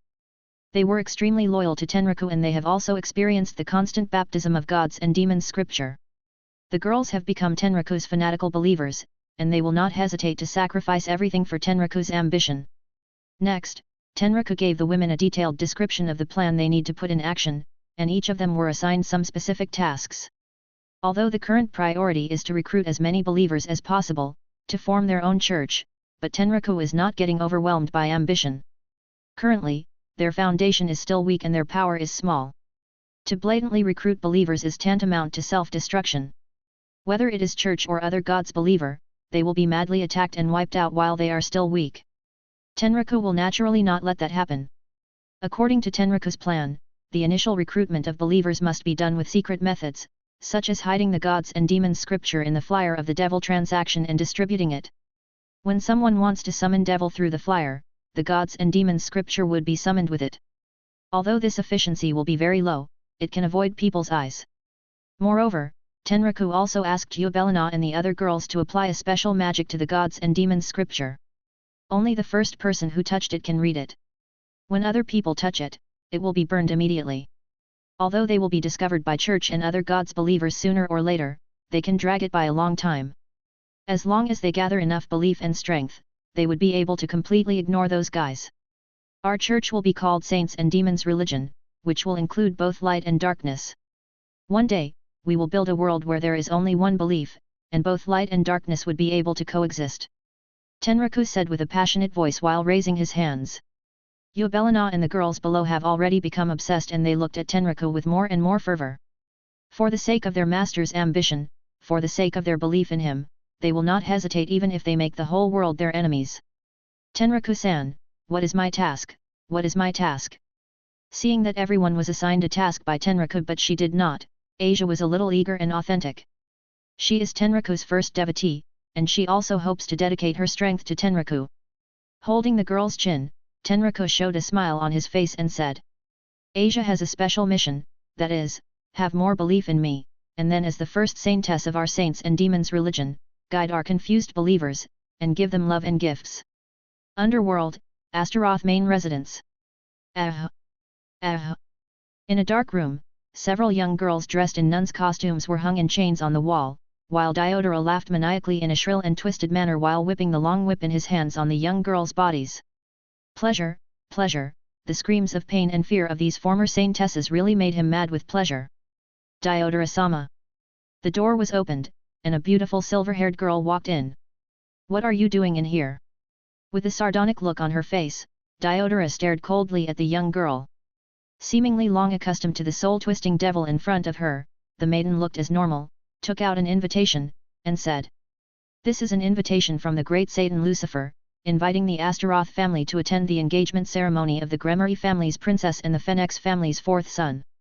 Taking the invitation card from the girl's hand, Diodora's eyes turned red and his face twisted when he saw the line Kamaya Tenraku, the fourth son of the Phenex family on it. That bastard, it was really that bastard. That bastard who took away his very essence as a man, who took away the object he coveted for a long time, that bastard was engaged to that precious princess of the Gremory family? Unforgivable. Unforgivable. Unforgivable. Kamaya Tenraku. Hissing and roaring, the invitation in his hand was directly blown to pieces by the raging magic power in his body. Seeing Diodora's crazily distorted look, the silver-haired girl's eyes flashed a deep sarcasm and pity, but she stood quietly on the side without any dissuasion and comfort. It wasn't until a long time passed that Diodora gradually calmed down, and a cold aura of resentment flashed in his eyes. Looking up to the sky and laughing, Diodora suddenly thought of an awesome idea. That guy took away so many things from himself, so he is going to take away the things that belong to him. Isn't he going to marry the Gremory's family's princess, then he... Chapter 86, Gremory. In the middle of the room, a magic square expanded, emitting a gorgeous soft light. Big Miss, Your Highness Tenraku, the transmission formation is ready, please come with me to Underworld. The beautiful silver-haired maid Graphia, whose appearance and temperament was perfect, said with a flawless tone. A few days had passed since Surtsk's last communication, and it was said that Underworld was ready for Tenraku and Rias' engagement ceremony, and Graphia had been ordered by Surtsk to come to human world to get them. As Rias' peerage, Akeno and Konako will naturally also go together with her. Tenraku also brought Asia, Gasper, Eubelina and the other girls. Rainare, Middled and Kala Warner were left at home by Tenraku. Currently, devils and fallen angels are still in a hostile state. Bringing the three women to devil's territory will cause unnecessary trouble. In addition to the three, his and Eubelina's familiar also stayed. When Tenraku went to Underworld, the familiars would continue to secretly hand out the devil flyers with gods and demons scripture hidden to recruit believers for Tenraku. When you meet Otasama and Okasama later, don't talk nonsense. Seemingly worried that Tenraku would say something misleading, Rias blushed slightly and warned. Tenraku nodded while touching his nose and feeling funny. He would never get tired of seeing the shy and nervous look of Gremory's princess no matter how many times he sees it. Tenraku, don't worry, Lord Duke and Madam are very easygoing. Thinking that Tenraku was also a little nervous, Akeno said softly while holding Tenraku's hand. Isn't it just a meeting with his future in-laws? Tenraku is not nervous and signaled to Akeno that he is okay. Then Tenraku walked into the transmission formation together with the girls. Nodding slightly, Graphia also walked in, and then the magic circle flashed and everyone disappeared. Underworld, Gremory main residence. As one of the 72 pillars and the main family of the current great Satan Lucifer, the Gremory family has a high reputation and power in the Underworld. They are rich and prosperous, with tall buildings and luxurious furnishings. Servants in uniforms come and go in the castle in an orderly manner, all showing the honor of the master here. A light flashed and Tenraku, Rias and the others also came out of the transmission formation. Master, Madam and Surtsk-sama are waiting in the living room. Please come with me. Pushing open the door of the castle, Graphia made a gesture of inviting them in. Welcome back, Miss Rias. With neat and loud voices, hundreds of waiters and maids stood side by side, saluting and welcoming the return of their noble princess. Rias nodded and led the crowd inside, then a figure appeared on the other side of the aisle and darted toward the crowd. Rias Oni-sama, welcome back. I'm back, Mil-Icas, it's been a while since I've seen you, you have grown up a lot. It was a red-haired boy who ran over and hugged Rias happily, and Rias rubbed the boy's forehead lovingly. Rias, who is this kid? Although he had already guessed the identity of this boy, Tenraku still asked. He Surtsk's Oni-sama's child, Mil-Icas. Mil-Icas, say hello to everyone, too. Rias said while introducing the teenager to the crowd. I'm Mil-Icas Gremory. Please take care of me. After saluting the crowd nicely and politely, Mil-Icas then looked back to Tenraku. I have also heard about elder brother Tenraku of the Phenex family. I admire you very much. In the future, I will become a truly powerful devil like elder brother. His eyes were scorching, and that face that was still very immature was pure and firm, which made people love it. If it is you then it would be possible, Mil-Icas. Stroking Mil-Icas' forehead, Tenraku replied with a smile on his face, but there was a slight difference in his eyes. After seeing Mil-Icas, the gods and demons scripture in his body has been constantly trembling and buzzing. Although Tenraku is also a little unclear about that, there is no doubt that this son of Satan is a bit different. Everyone, please go inside. Graphia's voice came from the front and Tenraku and the girls no longer delayed and walked into the large and gorgeous living room with Mil-Icas. Tenraku-kun, Rias, you are finally here. Surtsk, who had already been waiting in the living room said. Surtsk-sama. Oni-sama. Tenraku, Eubelina and the other girls called out respectively while Rias stared at her older brother angrily. For her marriage contract, this older brother of hers is really doing his best. While laughing awkwardly, Surtsk pretended not to see Rias' angry look, and there were two other figures standing beside Surtsk. They were a red-haired middle-aged man, a noble and beautiful mature woman. Tenraku didn't need to ask anyone to know the identity of the two. They are Rias' parents. Hello, uncle and aunt, I am Kamaya Tenraku, the fourth son of the Phenex family. He also politely introduced himself to Ria's parents. Looking at Tenraku, who is neither humble nor overbearing, the Gremory couple nodded secretly. You don't need to be so polite, you are the child of Sir Phenex and that human woman, I didn't expect you to grow so big in the blink of an eye. I have heard about you, you are very good. Despite being the duke and the head of the family, Ria's father was not as dignified as Tenraku had imagined, and he seemed to admire Tenraku and spoke with a gentle smile on his face. Hello everyone, I'm Ria's mother, Venelana Gremory. Ria's mother walked out while introducing herself. With carefully combed short flax hair, Ria's mother and Ria's have almost the same faces. Standing together, the two will only make people think that they are sisters and it would be hard to find anyone who would classify them as a mother and her daughter. However, unlike Ria's bold personality, Venelana is noble with a touch of sternness, and her mature femininity cannot be matched by Ria's for now. You are the Phenex family's little Tenraku, right? Madame Phenex has often told me about you, saying how excellent her little Tenraku is. Well, you really didn't disappoint me. You are very good, and you also match well with my Rias. With a smile at the corner of her mouth, Venelana looked back and forth at Tenraku, then nodded with a satisfied look on her face. Tenraku still hadn't understood why these mother-level characters like to call him Little Tenraku, and his mother still praised him to high heavens in front of his mother-in-law, which makes Tenraku feel embarrassed and a little moved. Ahem, aunt is too good. Mother. After a dry cough, Tenraku humbly replied, while Rias shouted and stared at her mother with a blushing face. Chapter 87, Guilty. Tenraku-san and peerage, welcome and please treat this as your own home. The huge dining table was set with luxurious dishes, and Duke Gremory smiled gently in the main seat. Yubelina and the other girls were enjoying the food gracefully and quietly. Although Asia was a little nervous, as Saintess who was admired by countless people, she is still able to deal with such a scene. However, Gasper, who was sitting next to Tenraku, looked like a deer caught in headlight. Wu Tenraku-sama, I'm so nervous. Not to mention the large and luxurious dining table and room and the dinner, but there are hundreds of waiters and maids headed by Grafia on both sides. Gasper is not in the mood to eat, he just wants to get under the table now. Tenraku could only helplessly say. If you're nervous, sit down and don't eat, just hold on a little longer and it will be over soon. Oh. Gasper put down the tableware and sat down honestly, but he still couldn't help but feel many stares at him, it was as if he was afraid that someone next to him would suddenly jump out and grab him.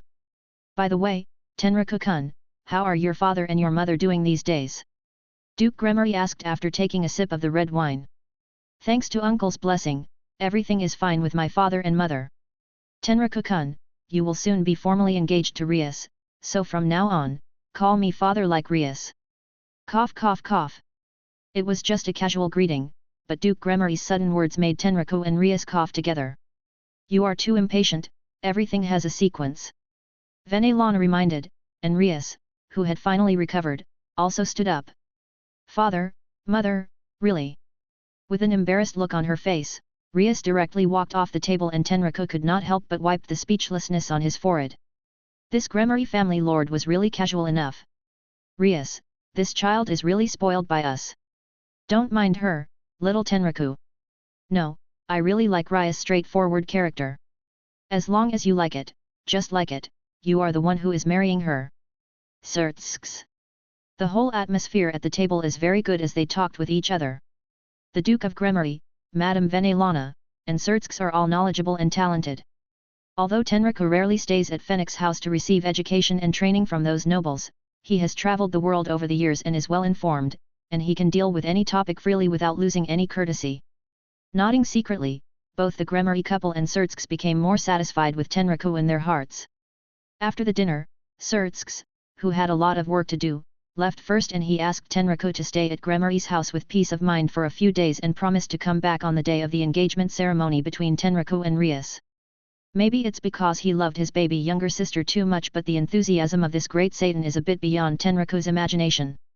In the huge luxurious bath, Tenraku stretched his arms with a comfortable look on his face as he soaked in the warm water and the fatigue of the whole day seemed to have disappeared from his body. But... Gasper, what are you still doing there? Tenraku asked as he looked at Gasper, who was wrapped in a bath towel but stood at the edge of the pool. So shy, Tenraku-sama, no one is peeking at us, right? Holding his flat chest, Gasper kept glancing around and looked blushing and apprehensive. With a twitch of his mouth, Tenraku asked in his mind, do you think the Gremory family are perverted just like you? He has given up on saving this kid who has gone further and further on the road of being a pseudo-girl, so he would allow Gasper to do whatever he likes. After hesitating for a long time, Gasper seemed to feel relieved after confirming that no one was peeking at him, and walked down into the bath. Tenraku-sama, this bath is so big, it's bigger than the one at our home.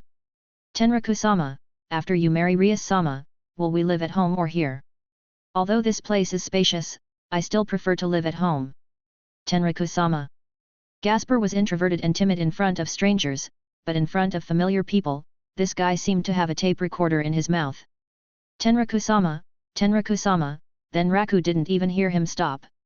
Fortunately, Tenraku has become accustomed to it for so many years and he only spoke a few words to keep the conversation going while enjoying the warm pool water. That's great, Tenraku-sama is about to sign a marriage contract with Miss Rias. Yubelina Oni-sama is also very kind, Il and Nell are also very cute, Maliu Oni-sama and Burant Oni-sama make delicious food for everyone every day, and Swollen Oni-sama, Isabella Oni-sama. Obviously, he feels that everyone is very, very good. Obviously, Tenraku-sama is about to enter into a marriage with Miss Rias and he also feels very happy, but he doesn't know why. But the more he talked, the more Gasper's voice became smaller and smaller, and his face also got a sad and lost look. When Tenraku opened his eyes, he couldn't help but shake his head, knowing that this kid was thinking of Valerie again. Although so many years have passed, Gasper has never forgotten what happened to Valerie. It was Valerie who gave up her freedom and let Tenraku-sama rescue him from the cage-like vampire castle. Now, he is living very happily and is happy every day, but when he thinks that Valerie is still alone in the castle and suffering, Gasper couldn't help feeling endless guilt and self-blame. Coming over, Tenraku patted the tearful Gasper on the head. What's the point of crying and sobbing, we will save Valerie in a while. Really, Tenraku-sama? Sharply raising his head, Gasper looked surprised and excited. Yes, just wait patiently for a while longer, this time she won't be left alone there. Tenraku replied while nodding his head. That's great, Tenraku-sama, really great. Gasper became so excited that he even burst into tears. Whenever he thinks of Valerie, he feels guilty. Gasper has been waiting for this day for too long. Ignoring Gasper and letting him vent the backlog of his emotions, Tenraku continued to lie to the side soaking in the comfortable water. After crying for a long time, Gasper gradually calmed down, wiped his tears, and then tiptoed to Tenraku's side. What now?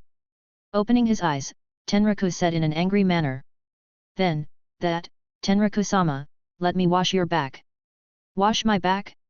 Tenraku couldn't help but frown suspiciously when he heard Gasper's words. Rainare-san said that as long as I wipe Tenraku-sama's back with Oppai, Tenraku-sama will be very happy, so I. Looking ashamed, Gasper was about to untie his bath towel, while Tenraku's entire face was darkened, and he kicked Gasper out. Get lost. Chapter 88, Break. Your Highness Tenraku, this is the room where you will rest tonight, you can order us if you need anything. A beautiful maid girl brought Tenraku to the room where he would be sleeping for the night and said with incomparable respect in her eyes. I see, thanks a lot. Tenraku thanked her with a gentle smile on his face. The maid's cheeks flushed and her heart trembled, and she couldn't help but sigh in her heart. Only such a handsome, powerful, legendary and heroic figure deserves their noble and beautiful Princess Rias. After bowing to Tenraku, the maid girl stepped back, and Tenraku walked into the room and closed the door. Tenraku was about to turn on the lights, but his expression condensed, and he quickly looked to one side. Who is there? Da-da-da. The sound of footsteps sounded out in the room, and then under Tenraku's gaze, a cold, beautiful and unexpected figure came out of darkness. It was Graphia. Miss Graphia, what can I do for you? Tenraku asked while preparing himself for anything unexpected. Graphia had obviously left with Surtsk, so Tenraku didn't expect her to be here in this room. Tenraku wouldn't have any fantasizes that the strongest queen of Underworld fell in love with him at first sight and wanted to have a peachy incident with him while everyone was not paying attention. Slightly moving away from the opponent without being too obvious, Tenraku stared at Graphia. Your ability, can you seize any sacred gear? Instead of answering Tenraku's question, Graphia asked a question of her own. A pair of cold silver pupils locked on Tenraku, making Tenraku feel like he was being stared at by some kind of ancient beast. Although the usual Graphia also gives people a high cold feeling, but there is still a dignified and polite smile on her face, but at this time, she is expressionless. Her expression and temperament exude a palpitating coldness all over her body. Yes, I can seize any sacred gear. What does Miss Graphia want to know? After taking a slight breath, Tenraku forcibly suppressed his beating heart and then replied. Just to confirm. Graphia walked towards Tenraku step by step while she replied in the same cold voice. There was no way for him to retreat, and Tenraku's eyes flashed with a sharp light, and Drake was secretly awakened. As long as the other party does anything, Tenraku would fight her to death. However, Tenraku was slightly relieved that Graphia did not do anything and stopped in front of him and looked at him coldly. Too weak, whether it's you or me, all too weak. No one knew what she was thinking of, but a look of excitement appeared on that beautiful and cold face. His head was already mudded by this person, but before Tenraku could ask anything, Graphia had already turned around. Live well, Kamaya Tenraku, and then desperately become stronger, maybe it will be useful to you in the future. Leaving behind those inexplicable words, Graphia walked into the darkness, her body and breath disappearing as if she had never appeared from the beginning. Call. Finally feeling relieved, Tenraku realized that his back was soaked in a cold sweat. Although he didn't want to admit it, Tenraku has not been as nervous as he was just now, even after countless life and death battles over the years. Partner, that was a terrifying woman just now. Fortunately, she didn't do anything, otherwise, you wouldn't be her opponent now. The Red Dragon Emperor's hand armor appeared, and Drake's voice sounded out from the treasured jade, with a hint of ridicule in his tone. Ah, I know. Without denying anything, Tenraku frankly admitted this situation. Tenraku already knew from the aura that made his heart palpitate just now that Graphia possessed great Satan-level strength, and she is an extremely powerful person. Even if he also possesses great Satan-level strength, he would not be her opponent, even with Drake's power. As the strongest queen of Underworld, who had competed with the female Great Satans of House of Phenex for the seat of the strongest female devil, Tenraku was not surprised that Graphia had such strength, but what Tenraku did not understand was, why did Graphia come to him? What is the real thing she wants to confirm? What is the real reason why Graphia is looking for him? And what did she mean when she said that he might be useful in the future? His father has once told him to be careful of Surtsks. What did he need to be careful about for Satan, who is known for his kindness? And, this is the first time he has seen Mil-Icas, why does the gods and demons scripture in his body react so abnormally around him? Tenraku doesn't understand, he doesn't understand anything, and he only feels pain in his head when he thinks about it. Obviously, he has the memory of another world and knows the story of this world, but Tenraku suddenly discovered that there are too many secrets in this world that he does not know, and these secrets are very likely to be fatal to him. For the first time in his life in this world, Tenraku felt dazed and perplexed and feared the unknown world that he had never known. Partner, don't think too much about it if you don't understand it, just like that woman said, you just need to try your best to become stronger.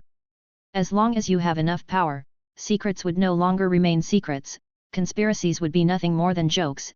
As long as you stand at the top of the world will be subservient to you and everything would be at your feet. Drake's voice sounded again. As a sacred gear connected to Tenraku, he could clearly feel Tenraku's confusion and anxiety at this time. Although it was not clear what happened to his always determined partner, Drake reminded him. As long as I am strong enough, secrets would no longer remain secrets, conspiracies would be nothing more than jokes. Muttering under his breath, Tenraku's eyes erupted with a surprisingly strange color, and then he burst into laughter, and his voice grew louder and louder. Oi, partner, are you okay? Tenraku's reaction shocked Drake. This partner of his didn't just go mad, right? It was so hard to find such a hard-working and powerful partner, and he was now thinking of defeating Albion this time, so he doesn't want anything to happen to Tenraku. No, this is just so funny. Drake, let me laugh a little longer. Laughing so hard that tears were coming out of his eyes, it wasn't until a long time had passed that Tenraku held his stomach and gradually calmed down. He was at a loss, he was nervous, he was afraid. How long has it been since he had experienced these feelings? Knowing the story of this world, Tenraku has always been accustomed to the feeling that everything is under his control. Suddenly, an unknown state of affairs popped up and he was at a loss, thinking that he had lost control of everything. This is so interesting, it's so interesting. Tenraku has never felt as happy as he was at this moment. Life is interesting because it is full of unknowns and surprises. Although Tenraku was happy when he took Hyudo Issei's sacred gear, although Tenraku was happy when he enjoyed Yubelina and Raynar's bodies, but these were the results of his knowledge of the direction of this story, and then through careful planning, everything was taken for granted. Even if he was happy, he was not surprised. But now it's different. Tenraku finally discovered that there are still secrets that he doesn't know, and existences that he doesn't know. He really wants to know the secret hidden in darkness. He really wants to see the scenery at the highest point. When he thought of the excitement, Tenraku could not help but laugh again. For the first time, he was filled with a lot of expectations for this world. Tenraku was happy and excited, but Dragon Sacred Gear was endlessly worried. This is crazy, his partner won't really break, right? No. Chapter 89, the 5th. Everyone, thank you for coming to participate in the engagement ceremony of my younger sister Rias Gremory and Phenex family Kamaya Tenraku-kun. Please enjoy yourself. On a high platform, Sertsk delivered a greeting to welcome all the guests who came to the ceremony. Both the Gremory family and the Phenex family are among the highest nobles in the Underworld. Almost all of the nobles of the entire Underworld have sent representatives to participate in the engagement ceremony between Tenraku and Rias. Tenraku in his dress and Rias in her costume were the brightest jewels of the day, standing in the middle of the venue and receiving praise and blessings from everyone. Unai-chan. A young girl ran over and hugged Tenraku. This young girl is Ravel Phenex, who is wearing a beautiful princess skirt. Ravel, Okasama, you are here too. Affectionately stroking Ravel's forehead, Tenraku smiled as he looked at the Madame Phenex, who was also coming along from behind. Well, Tenraku Unai-chan, sister-in-law Rias, congratulations. We can't miss Tenraku's engagement ceremony. You need to treat Rias well in the future. Ravel nodded her head and congratulated the two of them, and Madame Phenex also looked back and forth at Tenraku and Rias with a smile on her face. I will. Thank you for your blessings, Miss Ravel, Madame Phenex. Tenraku was a little embarrassed, and Rias was extremely shy, but the two still expressed their gratitude as to not show any rudeness. After exchanging pleasantries for a while, Madame Phenex went to greet her friends who were also noble women, while Ravel stayed behind to accompany Tenraku, the young girl that looked into Tenraku's eyes with waves of light, and no one knew what she was thinking. Rias, Kamaya Tenraku, congratulations to both of you. I wish you a happy marriage and 100 years of good fortune. Sana also brought her peerage over here and then congratulated them unsmilingly. What, damn you Sana, even you. President Sana, did you just came here to make fun of us? Rias glared at Sana in anger while Tenraku also touched his nose with a helpless look on his face. Sona's peerages in the back let out a few silver bell-like laughs, and Sana pushed her glasses up with a narrow smile on her face. This kind of opportunity is rare, I can't help but want to try it. Rias, Kamaya Tenraku, regardless of your future choices, today is your engagement ceremony, so enjoy it. Sana chuckled as she knew the agreement between Tenraku and Rias. Tenraku and Rias couldn't help but look at each other, but the two immediately turned their heads back when their eyes met. With a panoramic view of the two people's actions, the smile on Sona's face also increased. At this moment, there was a sudden turmoil in the venue, and the crowd gave way to someone, and two young devils, a man and a woman, walked towards Tenraku and Rias. Rias, I heard that you are engaged to the son of Phenex family, congratulations. A burst of hearty laughter came before the two people could arrive in front of Ryan and Tenraku. The young man has short black hair, and his uncharacteristically handsome cheeks reveal a kind of fortitude far beyond ordinary people. His eyes are clear and bright, as sharp as a lion. It is clear at a glance that this is the body of a true warrior who has experienced many battles. Sarayorg, even you are here. Stroking her forehead, Rias was already unable to complain. The fact is that for the sake of her engagement ceremony, her elder brother really invited all the big and small famous noblemen of Underworld.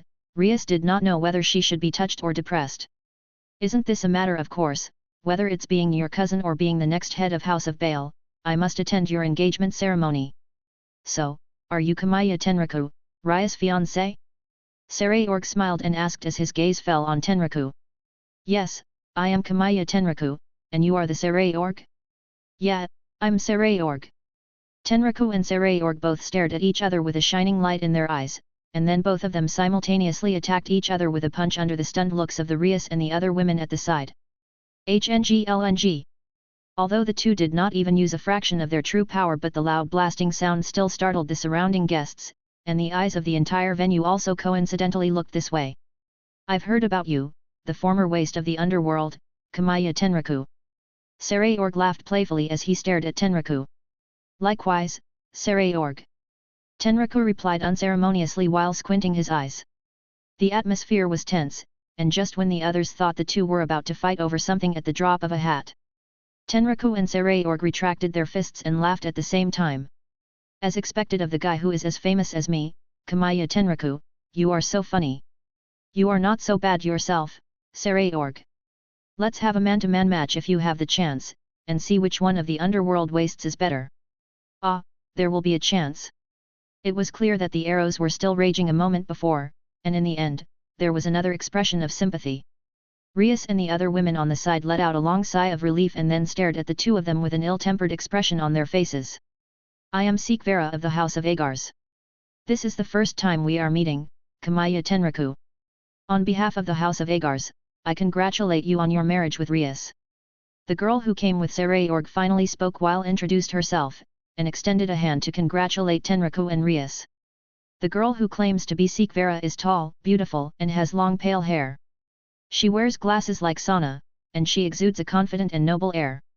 "I've heard a lot about you, Miss Secluded, one of the 4 rookies of the underworld." Recalling the information about the girl in front of him in his mind, Tenraku also stretched out a hand and held the girl's hand in his. "No, it is now one of the 5 rookies of the underworld." Secluded replied with a smile on her face. 5 rookies of the underworld? Tenraku couldn't help but frown when he heard this. "This guy, you haven't even heard of this yet, right? Kamaya Tenraku, the 5th rookie is you." Rias looked conflicted, while Secluded next to him laughed and spoke. For a moment, Tenraku couldn't help feeling amused. He didn't expect himself to become the 5th young king or rookie in the underworld's new generation. Although it was a bit unexpected, Tenraku didn't take it very seriously. Tenraku and Secluded were in sympathy with each other, and Rias was talking with Sana and Secluded, and the 5 of them were standing together as one of the most beautiful scenes in the venue. Even Ravel next to them couldn't help but show her admiration.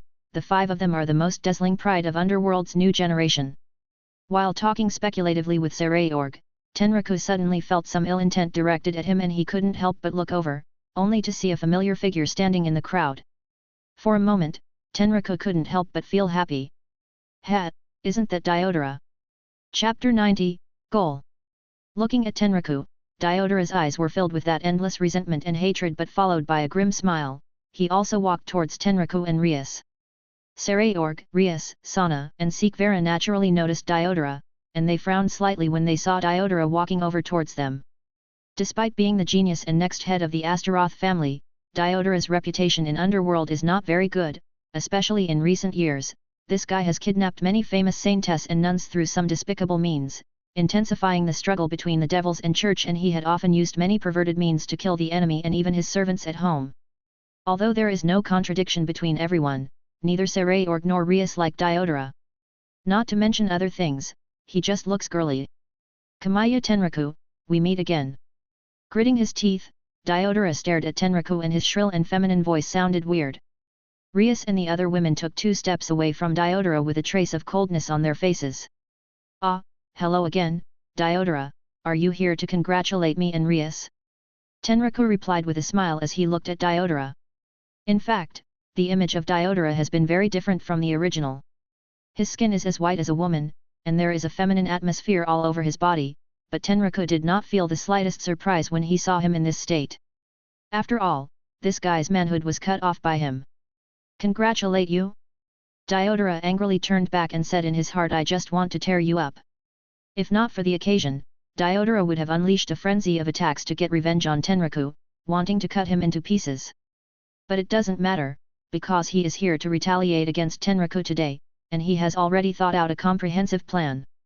This damned bastard took something important from him, so hell let him have a taste of what it's like to have something important taken from him. Looking at Rias next to him, the resentment and hatred in Diodora's eyes disappeared, replaced by an expression of endless tenderness and love. "Princess Rias, you are so noble and beautiful, even the dazzling angels and the goddess can't compare to you. I have always admired you and I am infatuated with you." Please, can I get your favor and love? Landing on one knee, Diodora spoke with endless affection and his actions calmed the whole venue. The next head of the Astaroth family actually confessed to the Gremory princess. And that is to at the engagement ceremony of Rias and Tenraku. After a few seconds of silence, the entire venue was in an uproar. Ravel was angry and felt like burning this bastard to the ground. Sarayorg frowned, Sana and Seekvera pushed their glasses up, and their eyes flashed with irrepressible disgust as they looked at Diodora. Diodora, you. After finally coming back to herself, Rias turned pale with anger. If Diodora said these things to herself at some other times then it would have been fine, but he spoke them at her engagement ceremony to Tenraku. This is not a show of love, but an insult. Princess Rias, can I get your love? With a grim curve floating at the corner of her mouth, Diodora forced the question. She was very angry, but the women in Gremory's family are not easily bullied. Since the other party didn't plan to give her any respect then she doesn't need to be polite with him. Rias directly waved her hand and said. I refuse, I already have someone I like, and he is my betrothed Kamaya Tenraku. Rejecting Diodora coldly, Rias took Tenraku's arm and made her attitude clear. Princess Rias, is there anything I can do that is not as good as that guy? He is just a trash that couldn't even awaken his family's bloodline, but I am the genius and next head of the Astaroth family. Whether it is life experience, status, or bloodline, is there anything I can't compare to him? Diodora's face turned gloomy as he stood up and stepped forward to ask Rias. Although he did not expect Rias to agree to his love, even though he had expected such a result early, Rias refused him without hesitation, which still caused him to feel resentful and angry. Diodora, what are you trying to do to my fiancé? Tenraku's figure stepped in front of Rias as he spoke. Although Rias is not afraid of Diodora, looking at Tenraku's solid back, she can't help but feel a strange feeling in her heart. Their eyes met and the atmosphere was tense. Diodora stared at Tenraku bitterly, and Tenraku stared at him sarcastically. In Tenraku's impression, Diodora should not be so stupid, so why did he do such a stupid thing? After thinking about it, Tenraku understood something. This is probably because this guy's hatred for him had twisted his soul and mind. Diodora, you've gone a little too far. The crowd gave way, and then Sertsks and Grafia walked over. Lucifer-sama, I was just expressing my love to your sister, even you have no right to interfere in this kind of thing, right? Looking back, Diodora sneered. Sertsks is one of the four Satan who is known for his kindness, which makes many people love him and pursue him, but it also makes many people look down on him, and Diodora is the latter. Even so, Diodora did not dare to offend a Satan easily, but what gave Diodora the confidence is that not only the Gremory family has a Satan, but their Astaroth family also has one. Diodora, what are you trying to say? Frowning slightly, Sertsks said. Beelzebub is also from the Astaroth family and he is Sertsks' friend and a person he recognizes, but Diodora in front of him makes Sertsks very disappointed. Lucifer-sama, Kamaya Tenraku is the betrothed of Princess Rias, and I also love Princess Rias equally, so I would like to challenge Kamaya Tenraku to a rating game, and only the final victor will be able to get Princess Rias. How about it, Lucifer-sama? Even the Gremory family wouldn't want Princess Rias' betrothed to be an incompetent loser, right? A rating game with Tenraku, this is the real purpose of Diodora. Over the years, Diodora has never forgotten the pain and shame Tenraku brought him.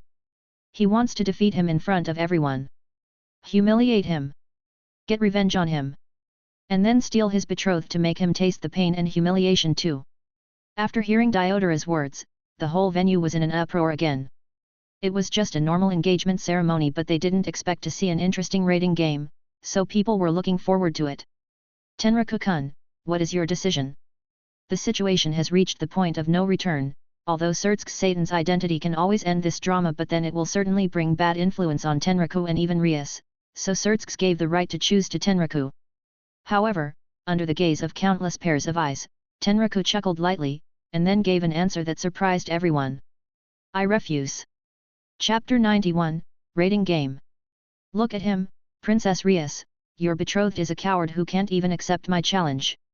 After a brief moment of astonishment, Diodora's shrill laughter rang out throughout the venue. Tenraku, this fool, he even dared to openly refuse his challenge, doesn't he know that his actions will cause him to be laughed at by everyone? For a devil, no matter how powerful you are, no matter how noble your status is, but if you do not dare to accept a challenge, then you are a coward who would be rejected by others. You would be despised by the entire underworld. Sure enough, with Diodora laughing, all the guests looked at Tenraku differently, with a mix of sarcasm and disappointment on their faces. They had thought that the Phenex family really had produced a miracle son, but he still turns out to be the waste he was. Waste will always remain a waste, hehe. Unii-chan. Tenraku. In contrast to the guests' sarcastic disappointment, Ravel was so anxious that her eyes were about to burst into tears, and Sareorg, Rias, and the other women also looked at Tenraku in disbelief. They all know very well that Tenraku is definitely not the kind of coward who is afraid of any challenges. So why? After stroking Ravel's forehead to show her not to worry, Tenraku stepped forward and put away the smile on his face, and his gaze became stern. Diodora, I think you have misunderstood something. I rejected your challenge not because I am afraid of you, but because I couldn't accept the terms you have offered. Rias belongs to herself, her happiness is up to her, she is not someone that you use as a bet. Do you want to challenge me? Then go ahead. But the stakes are not Rias' happiness, but mine. My Kamiya Tenraku's everything, and if you can beat me, whether you want to humiliate me or kill me, it would be up to you. Tenraku's voice made the whole meeting place in an uproar again. He refused Diodora's challenge just because of this reason. Was the happiness of the Gremory princess more important in his eyes than his own dignity in life? Silly. Ridiculous. Incomprehensible. Tenraku's face was calm as he proudly and fearlessly accepted the scrutinizing and suspicious eyes. He did not consider which was more important, Rias' happiness or his own dignity or life. He simply did not want to involve Rias in this. If his happiness requires a woman's happiness to pay for him, then he would be a real coward, and when that happens, Tenraku will despise and look down upon himself. Since Diodora wants to fight, then let's fight, but he will be betting on his dignity, on his life. If he loses, then he deserves it. Kamiya Tenraku, you really are an interesting guy. Sareorg laughed in high spirits. Although he wanted to fight Tenraku very much, he would let Diodora be the villain today. Ravel burst into tears and looked at Tenraku very excitedly. She knew that her Tenraku Unii-chan was definitely not a coward. Sikvera, Sana, Shinra Tsubaki and the other women are also constantly looking at Tenraku, their eyes are shining with different kinds of colors. Unlike anyone else, this man is really very special. As for Rias, she was frozen in her tracks. She is not a tool for marriage, nor an item for gambling. She is Rias Gremory, and everything about her happiness belongs to her, and she is in charge of herself. Tenraku's voice seemed to reverberate constantly in her mind, causing a great resonance in the young girl's entire soul. If the previous act of Tenraku standing in front of her had only stirred up some waves in her heart, at this moment, his words had raised a huge wave in her heart. Kamiya Tenraku, you said it yourself. Diodora spoke with a sardonic laugh. He did not expect Tenraku to be so foolish as to gamble with his own dignity in life. Diodora has long lost interest in women after his little man was cut off. Even though the nuns and saintess he collected, apart from torturing them every day and night and enjoying their screams, Diodora has not touched their bodies even once. Because it would make him feel very uncomfortable and nauseous. As for Rias, he didn't care about her at all. Originally, he just wanted to use her to provoke Tenraku to agree to a match with him, but he didn't expect to end up with such a result. Diodora is already laughing crazily in his heart at Tenraku's foolishness. According to the bet that Tenraku had made, after he defeats him, he can humiliate him, torture him, and finally kill him, and Lucifer or the Phenex family would not be able to say anything. Ah, that's what I said. But Diodora, where is your wager? I bet everything I have too.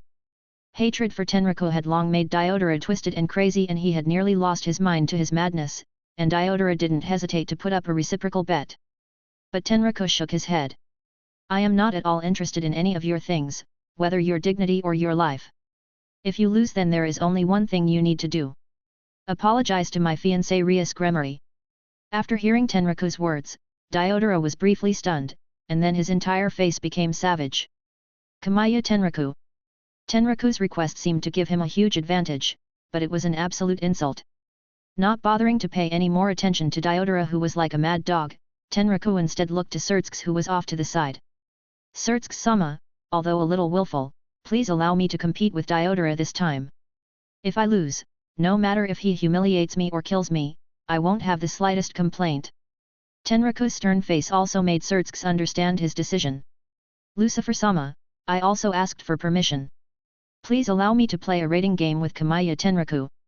Not to be left behind, Diodora also spoke after Tenraku. Staring at the two, Surtsk sighed helplessly. If he still can't see that Tenraku and Diodora have a grudge, then he would really be a fool. If this incident is not handled properly, then it will not only adversely affect Tenraku and Diodora, but also Rias and the entire Gremory family, which Surtsk would never want to see. A sharp light flashed in his eyes as Surtsk also made his own decision. Although you are not yet eligible to participate in the official rating game, but since you all have agreed, then I will grant special permission this time. Kamiya Tenraku, Diodora Astaroth, in the name of Great Satan Lucifer, I grant you a rating game. Surtsk's voice made a huge wave throughout the venue, and Tenraku and Diodora also looked at each other, and they could see the bloodthirsty and coldness in each other's eyes. Vengeance or others, let's decide the best in their first rating game. Chapter 92, First Battle. Tenraku-san and the others have been gone for a long time. Are Tenraku-sama and the others okay? I'm so worried. Damn Diodora, Unai-chan will definitely defeat him. At the VIP table, Asia, Gasper, and Ravel were sitting next to each other. More than an hour has passed since Lord Satan announced the approval of a rating game. Both Tenraku and Diodora gathered their peerages to prepare for the competition in a special place, while a group of waiters and maids led by Grafia were eagerly opening up one. The different space would serve as a stage for the two sides to fight. Although they were all very confident in Tenraku, the three of them became a little anxious during this long wait. Asia, Gasper, Ravel. Raya's voice called out to them, and the three stood up and saw Akeno and Tujao Konako on her side and said, Elder Sister Rias. Sister-in-law Sama. Ravel's sister-in-law Sama made Rias blush again, but there was no resistance in her heart. Instead, there was a little joy. Don't worry, your older brother is very strong and he won't lose to anyone. Rias said while stroking Ravel's forehead. Yeah, Unai-chan will definitely win. Nodding vigorously, Ravel was also convinced, although she was still a little worried. After comforting Asia and Gasper with a few more words, Rias, Akeno, and Konako also sat down beside the three, waiting for the start of the competition. All the guests were already seated, and it didn't take long for Grafia's voice to be heard throughout the venue, which was already filled with anticipation. Everyone, I am the referee of the rating game between Kamiya Tenraku of the Phenex family and Diodora of the Astaroth family. I am Great Satan Lucifer's maid Grafia. This rating game will be played in a town in a different space. His Highness Kamiya Tenraku and his 15 peerage members will fight against His Highness Diodora and his peerage of 15 members. The use of Phenex tears is prohibited during the competition. After the competition begins, it will go on until one party concedes defeat or the king cannot fight.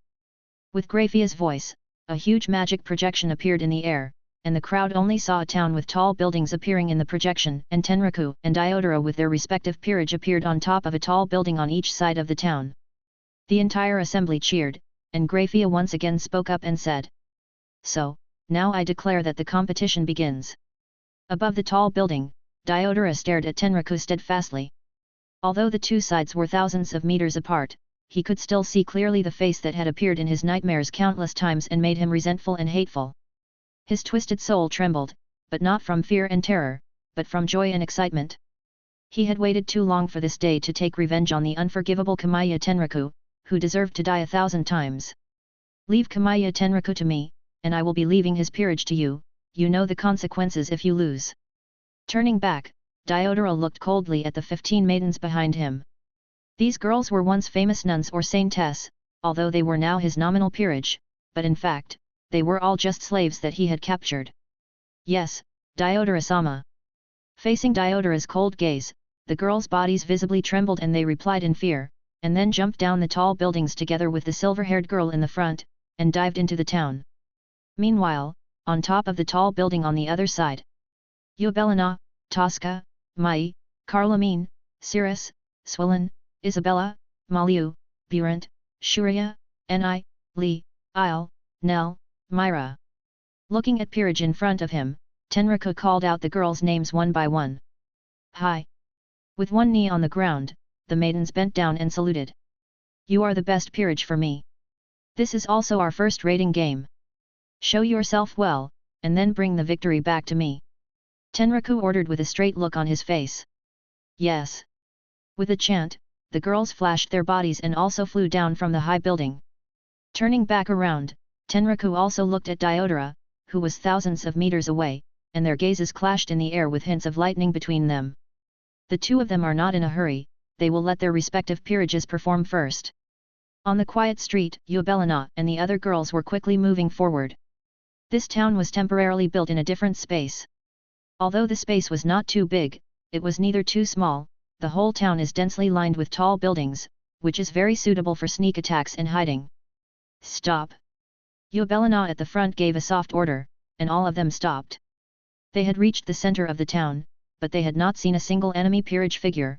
They were constantly surveying the surroundings and the girl's beautiful eyes shone with vigilance. Mai! Yes! Yubelina shouted to Mai, and the girl nodded. Clasping her hands together and closing her eyes, Miha's body emitted a soft layer of spiritual light, as if she was sensing something. Not long after that, the girl opened her eyes, and a confident smile appeared on the corner of her mouth. 9 o'clock direction, 3 pawn. Elder sister, we are on. Fight, fight, let's cut them. Leave it to us. Isle and Nell laughed while Myra also swept the iron rod in her hand and jumped up, and the three of them quickly rushed towards the 3 enemy pawns. 6 o'clock, 5 pawn. Burant, Shuria, get to work. Elder sister, let's go. Gearing up, the maid girls Maliu and Burant, the dancer girl Shuria, and the Nikomata girl Ni and Li, the 5 girls also chose their opponents. 3 o'clock direction, 2 night. Sirius. Understood. Carlamine and Cirrus looked at each other and then their night speed exploded out as the 2 women disappeared without leaving any trace in a flash. 8 o'clock direction, 2 rooks. It's time for us, Isabella. Ah, for the victory of Tenraku-sama. Swollen smashed his fists, and Isabella responded. Stepping on the ground cracked, and the figures of the 2 girls immediately skyrocketed. 12 o'clock direction, Bishop, Queen. When it came to the end, Miha's voice stopped suddenly, because the last 3 peerages of the other party had already appeared in front of them. Good day, opposite Queen and Bishop, I am Queen Semiria of Lord Diodora. With long silver hair and a delicate face, the young girl who called herself Semiria held her long skirt and introduced herself to Yubelina and the other 2 girls. We really are getting underestimated, how dare to appear directly in front of us. A cold light flickered in her beautiful eyes as Yubelina clenched his magic staff and secretly mobilized the magic power in her body. You are the peerage of Tenraku-sama, we dare not look down upon you. Because I arrived a few moments earlier than a few of you, so I slightly did a little bit of work around. Semiria had a flawless smile on her face, and Yubelina suddenly felt an alarm goes off in her heart, but she didn't wait for her to do anything. At the same time, the magic array suddenly appeared at Yubelina and the other 2 girls' feet, a brilliant flashed followed by the sound of explosion. Chapter 93, First Battle 2. Boom! HNG. The peerages battle had already begun, and from time to time, several explosions of engagement rang out throughout the towns in the other dimension. I will cut you into pieces. Die, dies, all of you die. Isle and Nell had already engaged the 2 enemy pawns, with a pair of chainsaws in their hands. The 2 girls who were incredibly excited once they fought were bloodthirsty and crazy and they just wanted to hack their enemies into pieces. Myra sighed helplessly, she didn't care what the consequences would be, and then looked at her opponent with a stern gaze. The 2 sides acted at the same time and then collided hard in the air. Rustling. HNG. On the other side of the town, Maliu and the other girls were fighting fiercely with the 5 battle nuns from the enemy camp. With fire raging in the sky, thunder and lightning overflowed at one time, and dazzling and gorgeous magic constantly being cast out from the hands of the girls as they fiercely attacked each other. HNG. With a loud bang, Maliu literally blocked an attack for everyone. Although she had launched a defensive magic, she still couldn't help but go pale on her face. Ni, Li. Leaping and dodging the opponent's attack, Maliu shouted to the side towards Ni and Li. We know, meow. The enemy has entered their trap, and Ni and Li, who are hiding in the dark, also acted.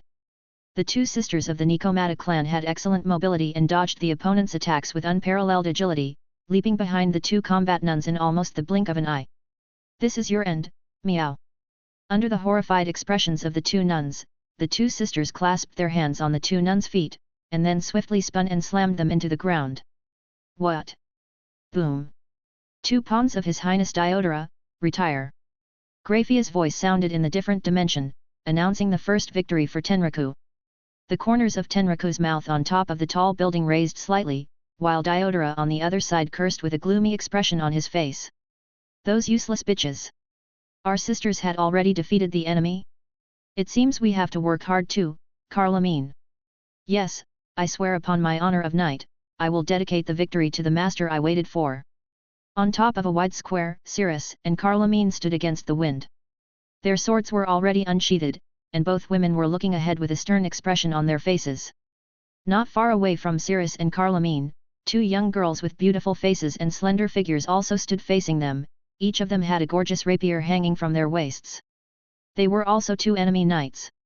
A breeze came in as if the horn of war sounded, the knight girls' eyes flashed with sword light, and then they all shot towards each other in unison. Boom! HNG HNG HNG! On the deserted street, there were several figures fighting fiercely at this time. It was Swollen, Isabella, and the two enemy Rook girls. This was a collision of fists, the duel of power, as the Rooks have extremely powerful attack and defense power. The ground is getting cracked and the building bursts into pieces. They fought against each other in a very exaggerated and violent fashion, and it would be impossible to decide the winner between them in a short time. At the center of the town. HNG HNG HNG! Magic is intertwined with loud noises, and the surrounding areas that were originally surrounded by tall buildings have long become ruins. Yubelina, Tosca, and Mai are also fighting fiercely with the rival queen and two bishops. Holy light arrow! Semiria and the two bishop girls leaped into the air and a holy and dazzling light burst out of their bodies, and then hundreds of densely packed light arrows shot towards Yubelina and the other two girls below. As the once famous nun and saintess, even after being reincarnated as devils, Semiria and the two bishop girls can still use some of their sacred abilities, and these purified light arrows are venomous to any devil. The expression on Miha's face faded and Yubelina also had an ugly expression on her face, and Tosca on one side quickly stepped in front of the two women and activated her Sacred Gear inherent barrier ability. Ding ding ding ding ding! Just like the sound of rain hitting the glass, hundreds of light arrows shot densely on the three spherical barriers. The brilliance flickered and faltered as the spherical barriers seemed to collapse at any time, but in the end, they still persisted. The attack ended and Tosca sat down on the ground with a pale face. If it wasn't for the powerful magic power attribute of Bishop, she wouldn't have been able to hold on just now. Casting a trusting and admiring look at the girl, Yubelina would naturally not let go of the opportunity to counterattack. With the magic staff in her hand, various magic formations immediately spread out, trapping Semiria and the other two girls in the air. Mai on one side also displayed her abilities and enhanced the magic formations, and the magic square in the sky exuded a dazzling brilliance, and its power instantly increased by more than several times. HNG HNG HNG boom boom! What? Under the horrified look of Semiria and the other two girls, all the magic squares exploded in unison. Screaming and falling to the ground, the three girls were all in an embarrassing state, especially Semiria, who had taken the main brunt of the attack, was seriously injured. The two bishop girls desperately urged their magic power to treat her. You really do deserve to be the legendary bomb queen, and you also deserve to be the peerage of Tenraku-sama. Semiria gasped as she tried to stand up. Although her whole body was covered with wounds caused by the explosion, she quickly recovered under the treatment of the two bishops. It's really unfortunate, Saintess, but to make enemies of our master is your biggest mistake. A cold smile appeared on her charming face as Yubelina held her magic staff in her hand, and suddenly another huge magic circle unfolded under the feet of Semiria and the other two girls. When? HNG LNG! There was no time to react before the magic circle exploded open, and the figures of Semiria and the other two girls were once again submerged in that violent energy flow. At the same time, outside the different dimension. So powerful, everyone is so powerful. Era, as expected of Tenraku's peerage, all of them are very good. Humph, that's natural. Yubelina and the others are carefully cultivated by our Phenex family, so they won't lose to anyone. Seeing everyone's performance in the projection, Asia and Gasper were happy and excited. Akeno also stroked her cheeks with a look of admiration on her face. Ravel hugged her body with her hands with a look of pride on her face, even Konako's eyes flashed with a strange light. The atmosphere in the entire venue was soaring. Although the duel between the two kings had not yet begun, the peerage's battles were already very exciting, especially those excellent and beautiful peerage members that would be considered as rare treasures even in the entire underworld. The numerous male devils in the venue are burning with jealousy, even Rias is a little envious of Tenraku. Not everyone has such luck to gather such excellent peerages. She herself still only has a Queen Akeno and Konako, who is Rook, they are her 2 peerage members. She still has a long way to go. Looking at Asia and Gasper, who were cheering for everyone who was fighting, Rias made a decision in her heart. Chapter 94, Natural Results. Boom. HNG. The peerage's battle continued, and the town, which was originally full of tall buildings, was on fire, and there were traces of destruction everywhere from the peerage's battle. Iron rod, stretch. Lunging forward, Myra gave a soft cry, and the ruby fine iron rod in her hand quickly stretched out, and then fiercely stabbed his opponent's abdomen. Ah! With a miserable scream, the Pong girl who was fighting with Myra spit out blood and hit a wall, and the entire wall was cracked like a spider web, and then the girl fell back to the ground with a bang. The iron rod in her hand was swept back to its original state and Myra was also panting a little, but her delicate and lovely face was filled with joy and excitement. Great, Tenraku-sama, Myra finally won this fight for you. Looking at Isle and Nell not far away, Myra was going to support them but the battle over there is coming to an end, and her support is no longer needed. He 2 beautiful elder sisters, now we are going to disintegrate you. Disintegration. Disintegration. Disintegration. Looking condescendingly at the 2 opponents who were lying on the ground, the 2 chainsaws lowly had cold and evil smiles on their faces, and then under the horrified look of the enemy Pong girls, they waved the chainsaw and slashed at them.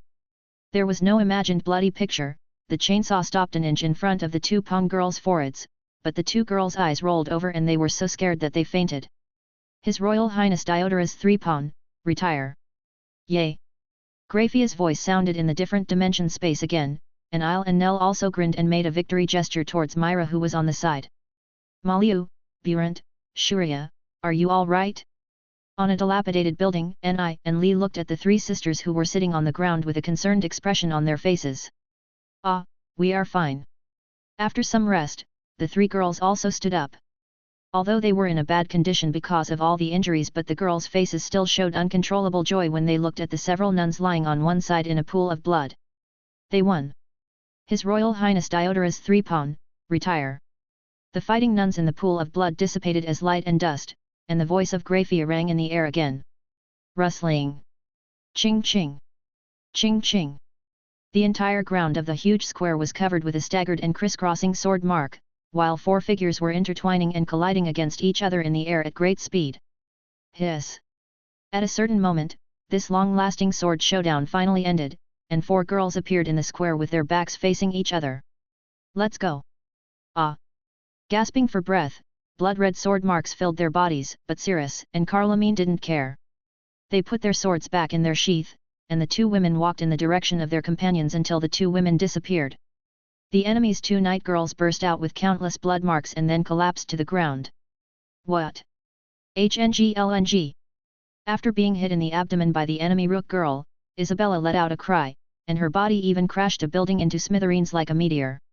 Getting up from the ruins with difficulty, the pain was so intense that Isabella's face turned pale, but her face, which was half covered by a mask, was still filled with determination. She is Tenraku-sama's Rook and she could never fall down in such a place. Die. The enemy Rook girl did not mean to let Isabella go, she smiled coldly and stepped on her foot while swinging her fist and then shot at Isabella again. Isabella is very clear of her situation in her heart. She knew that if she gets hit again then she wouldn't be able to hold on. However, there was no fear in her eyes. What? Just as her opponent was about to hit her, Isabella let out a loud cry and exploded her remaining magic power with a single breath, then landed a fierce elbow strike. Hi! Boom! With blood spitting out, the enemy Rook girl directly smashed into the ground and created a huge pit tens of meters in size, and instantly lost consciousness. Collapsing on the ground, Isabella gasped, but there was a big smile on her face. Tenraku-sama, Isabella has won for you too. With the HNG sound, Swollen flew down from the air and threw another Rook from the enemy camp, who was also unconscious, to the ground. Isabella, are you okay? Helping Isabella up, Swollen asked with a concerned expression on her face. Ah, I can still hold on. At the same time, the center of the town. Gasping for breath, Yubelina, Tosca, and Mai turned pale, and suffered various injuries on their bodies, looking quite embarrassed. However, their opponents are in an even more miserable state. Collapsing to the ground, Semiria and the two bishop girls were covered in blood, they could no longer fight. His Royal Highness Diodora's 2 Knight, 2 Rook, retire. Listening to Graphia's announcement, Semiria, who fell to the ground, couldn't help showing a miserable smile on her face. I lost, I really completely lost. Even Semiria could not help but feel deep frustration and shame that her sisters had been wiped out while the opponent's peerage was unharmed, but it was only natural that this should be the result. They were used to be famous nuns or saintesses. They would never lose to any peerage member in terms of their aptitude and talent, but after being captured by Diodora, they were tortured by him every day, using their painful screams to satisfy his perverted and twisted mind, and they had little time and energy to practice. And more importantly, the peerage of the other party has a strong bond. They are loyal to their master, love their master, and are willing to do everything for their master's victory. But what about my sister? They had nothing but utter hatred for that devil. With the loss of all the troops, that twisted devil will surely torment her and her sisters even more afterward, but it is slightly gratifying to make him lose face in front of the whole underworld. I really envy you, to be able to follow such a master and to be able to become that lord's peerage. Essay, give us the final blow, and then present the glory of victory to your master. Giving up the resistance, Semiria smiled relievedly. Ah, it was our greatest honor to be Tenraku-sama's peerage. Farewell, unfortunate saintesses, I hope we won't be enemies again in the future. As she approached, Eubelina looked at Semiria and the two bishop girls on the ground with pity and raised the magic staff in her hand to launch a final blow to them. However, at this moment, useless trash, all of you die. No one win, but something flashed over the heads of the girls, and then Diodora's hideous roar sounded in the whole different dimension space. A huge magic formation unfolded, and then thousands of magic power light arrows swooped down on them under the horrified look of the women. Chapter 95, Diodora's Revenge. There was no way to hide, absolutely no way to hide, no matter if it was Eubelina or the other defeated girls, all of them looked pale. Teleport. At the critical moment, Mai clasped her hands together and desperately urged the magic power in her body, she then pushed her palms away and aimed in the direction of Eubelina and Tosca. The magic power was transferred and transmitted, and the figures of the two women disappeared in a flash. Seeing the magic power light arrow shooting down densely, Mai showed a relieved smile on her face. As long as her sisters are safe. What? HNG boom boom. In the next moment, Mai, Semiria, and two bishop girls were all submerged in the torrent of magic-powered light arrows.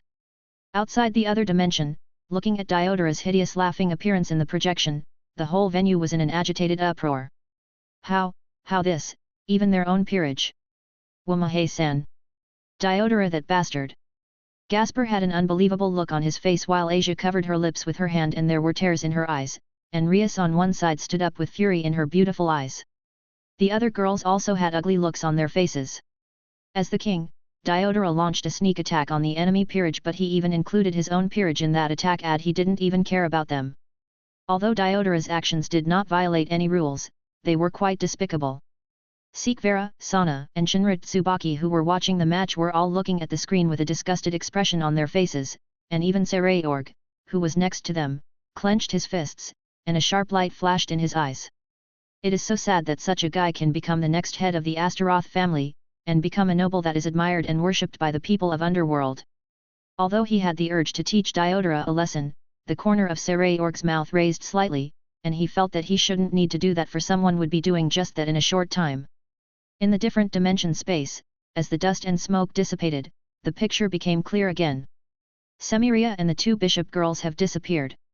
They should have been teleported out after being hit hard, and another figure appeared in the place where Mai was originally located.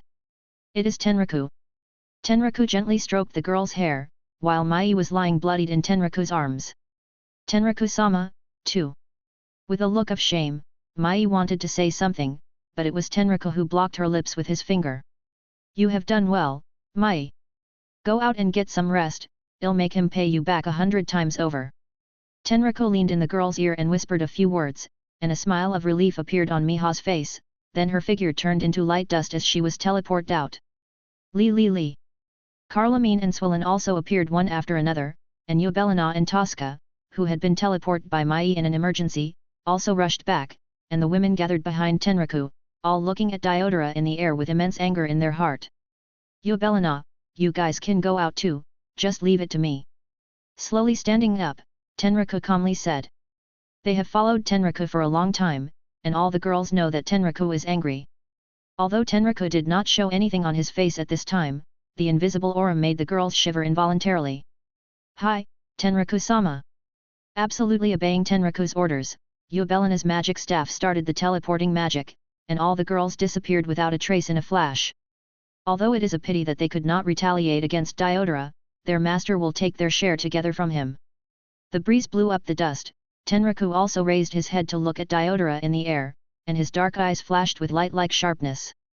Kamaya Tenraku! Filled with bitterness and hatred, Diodora's eyes flashed with anger. Whether it was the matter of the bet or the matter of him letting his peerage leave, Tenraku's actions were a deep insult to him. It was as if Tenraku did not put him in his eyes at all. Although this is indeed the case. You know, Diodora, you are guilty. This time, I won't let you off easily. Looking at Diodora, Tenraku said calmly. Won't let me off easily? As if he had heard a big joke, Diodora laughed upward, then looked at Tenraku with endless hideousness in his eyes. Kamaya Tenraku, I have cursed you and hated you every single day, and I have waited for this day for too long. It's not that you won't let me go today, it's that I won't let you go. Thinking of the shame that the other party had brought to him, thinking of the thing that the other party took away from him, Diodora's hatred is rising every moment. He just wants to do one thing to Tenraku, get revenge. Revenge. Revenge. A mere defeated general dares to speak out. With a sneer, Tenraku's eyes flashed with a light of Evil Eye, and the Sacred Gear's power was instantly activated. Evil Eye that stops the world forbidden Baylor view. However, the next moment, Diodora laughed sarcastically and maniacally in the air, while Tenraku frowned. Evil Eye's ability activated normally, and Diodora's time was frozen to a halt, but to Tenraku's surprise, his own time had just been frozen to a halt as well. Kamaya Tenraku, did you really think that the same move would still work on me? Obviously, you are still that same trash that couldn't even awaken his bloodline, but you have that powerful sacred gear. You hid so deeply, how unfair destiny is. I know every single sacred gear you've taken over the years, and I know every ability you have. Chapter 96, Shock. In order to deal with you, I have prepared countless ways to restrain your sacred gear's abilities. The person who knows you best is often your enemy. Since being defeated by Tenraku, Diodora has frantically collected all kinds of information about Tenraku. He is the first to discover the secret of Tenraku's sacred gear, and he is also the one who knows how many sacred gear abilities Tenraku has.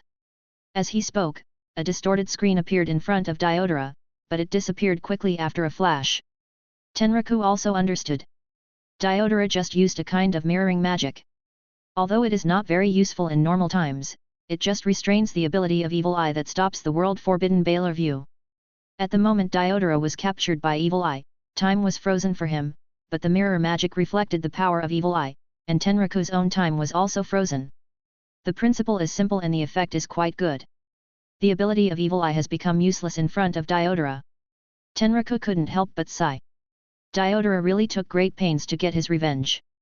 I'm afraid he had also prepared various ways to deal with the other Sacred Gear's abilities. But in the face of absolute power, all the preparations and means are just jokes. Diodora, you don't really think that you can beat me this way, right? Tenraku sneered.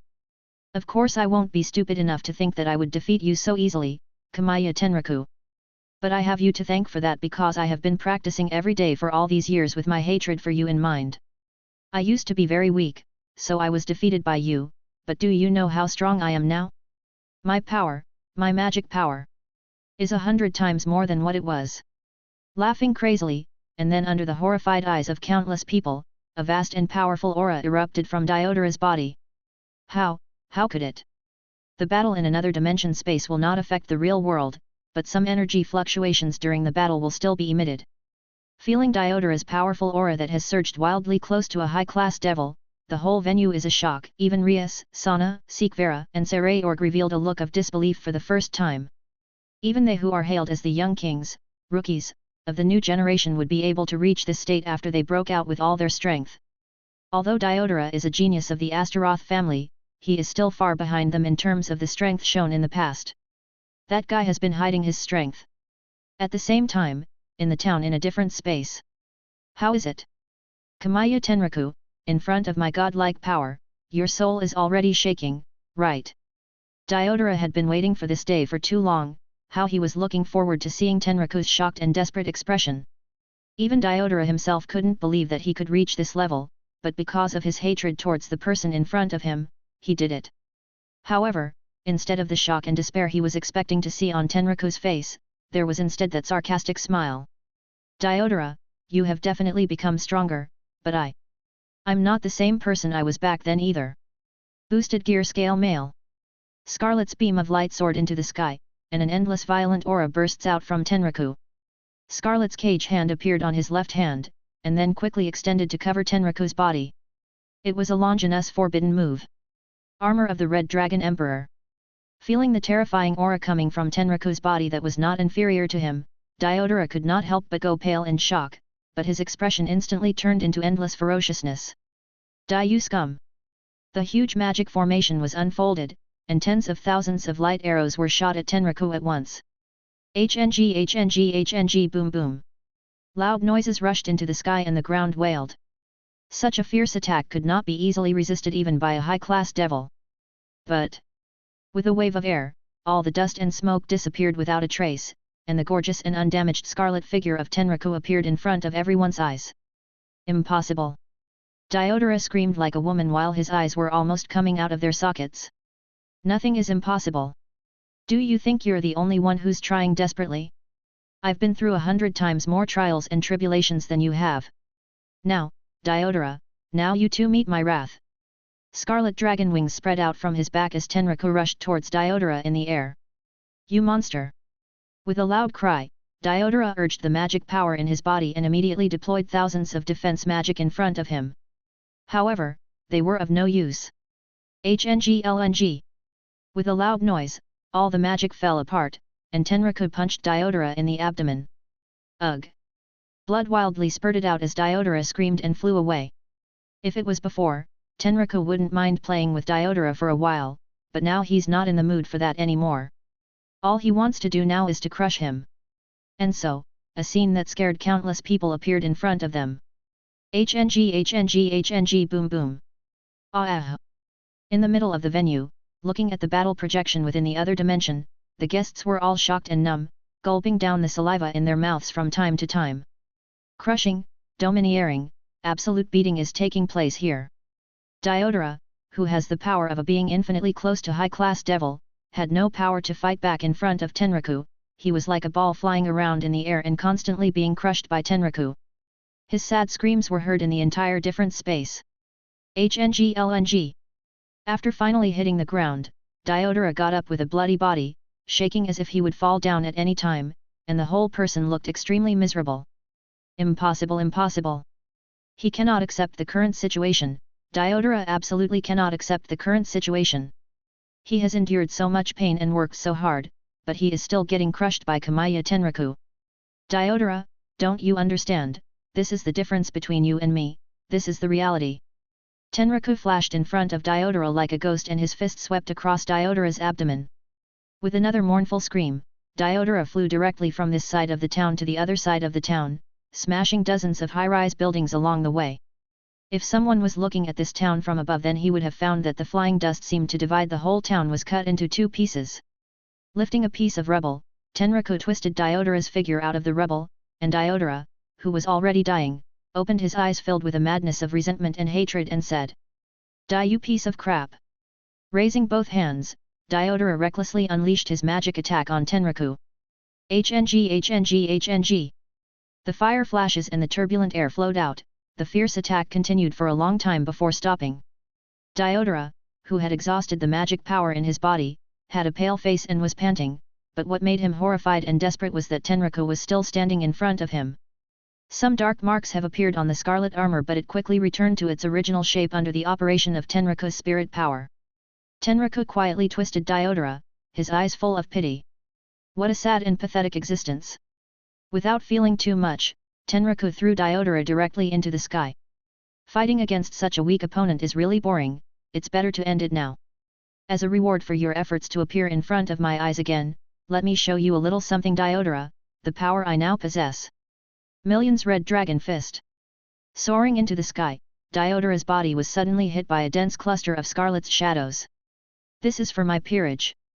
This is for my anger. This is for your ugliness. This is for... Ah ah ah ah ah. There was dead silence in the venue outside the different space. Everyone looked at the projection of Tenraku that delivered punch after punch on Diodora's body, they listened to Diodora's scream that sounded like the howls of a severe ghost and they felt chills ruse in their hearts. That's the miracle son of the Phenex family, he is terrifying. Sertsk's on the main seat narrowed his eyes slightly, his eyes gleaming with inexplicable light. The corner of Graphia's mouth raised slightly but she soon returned to her original expressionless face. The battle has reached the final moment. Over the town in the different space, Tenraku raised his palms towards the sky and an energy ball keeps rising in the air in his hands. Boost! Boost! Boost! Lastly, this is for your attempt to get your hands on my betrothed Rias. Without hesitation, Tenraku threw the huge energy ball towards Diodora. Ah! Boom! The light of the explosion was blinding, and Tenraku's final declaration kept echoing in her mind. Rias was shaken to her core, only to feel that Scarlet's figure shot towards her, instantly shattering all the barriers in her heart. She may be in love. I will now announce the final winner of this rating game, Kamaya Tenraku. Graphia's voice rang out, and at once the entire venue was filled with applause and cheers. The winner gets everything, and the loser is forgotten. This has been the eternal rule of the universe. Teleporting out of the other dimension, Tenraku disarmed the armor and threw the already unconscious Diodora to the ground. Whether it's the peerage matchup or the king-to-king matchup, Diodora has been defeated in both. Under the absolute beating given out by Tenraku, Diodora hardly resembles a human form at this time, the bones in his whole body are broken and the internal organs in his body are twisted. Although he still has one breath left due to the strong vitality of a devil, it is only one single breath. Unii-chan. Tenraku-sama. Ravel jumped directly into Tenraku's arms, and Asia, Gasper, Eubelina and the other girls also rushed over, each looking at Tenraku with great excitement. Chapter 97, Destined Person.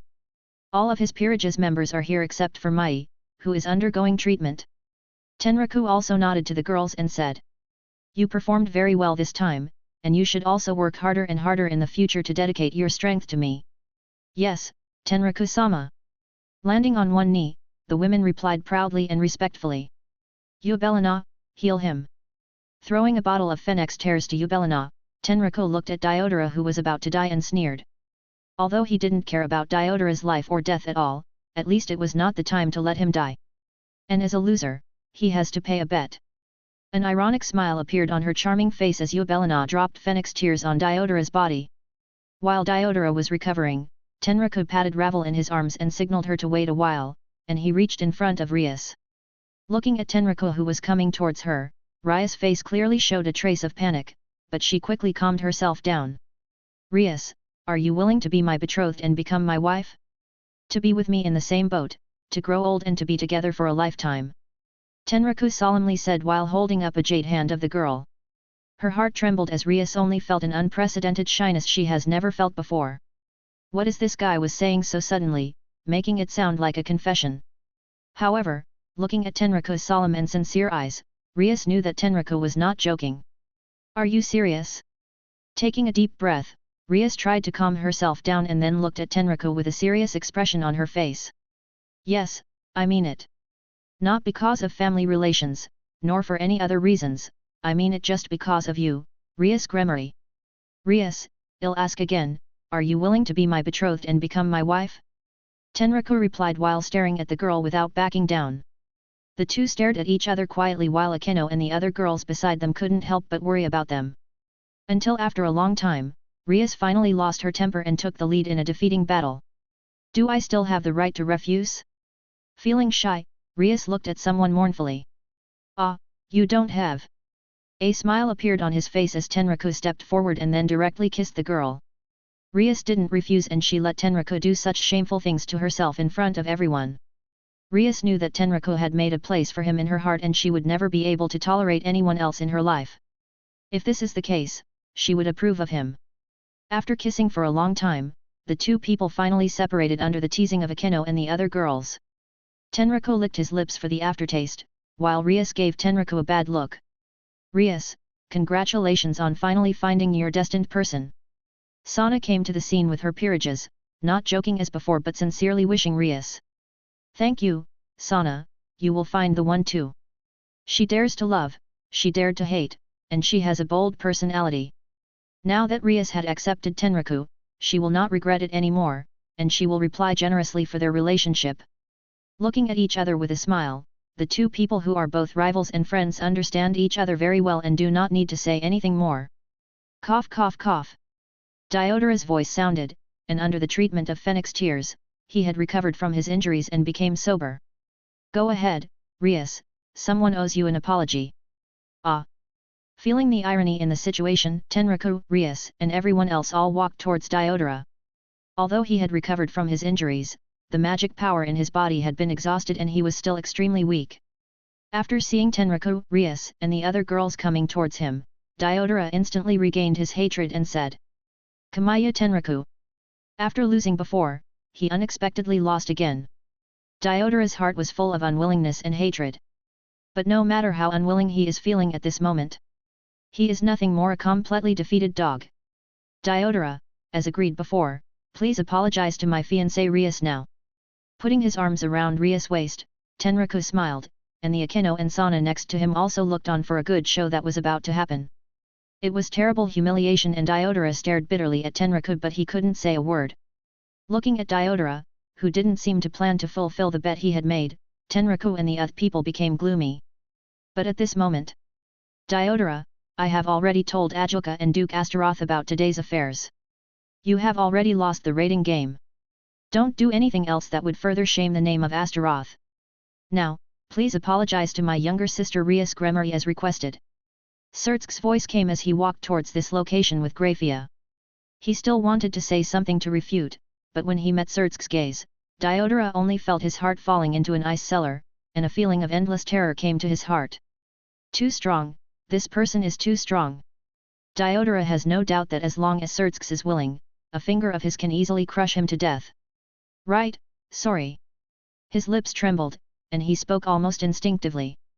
When he came back to his senses, Diodora's face was filled with shame, he only felt that his last trace of dignity had been ruthlessly taken away by these people. Lowering his head, Diodora's eyes flashed with endless resentment and coldness.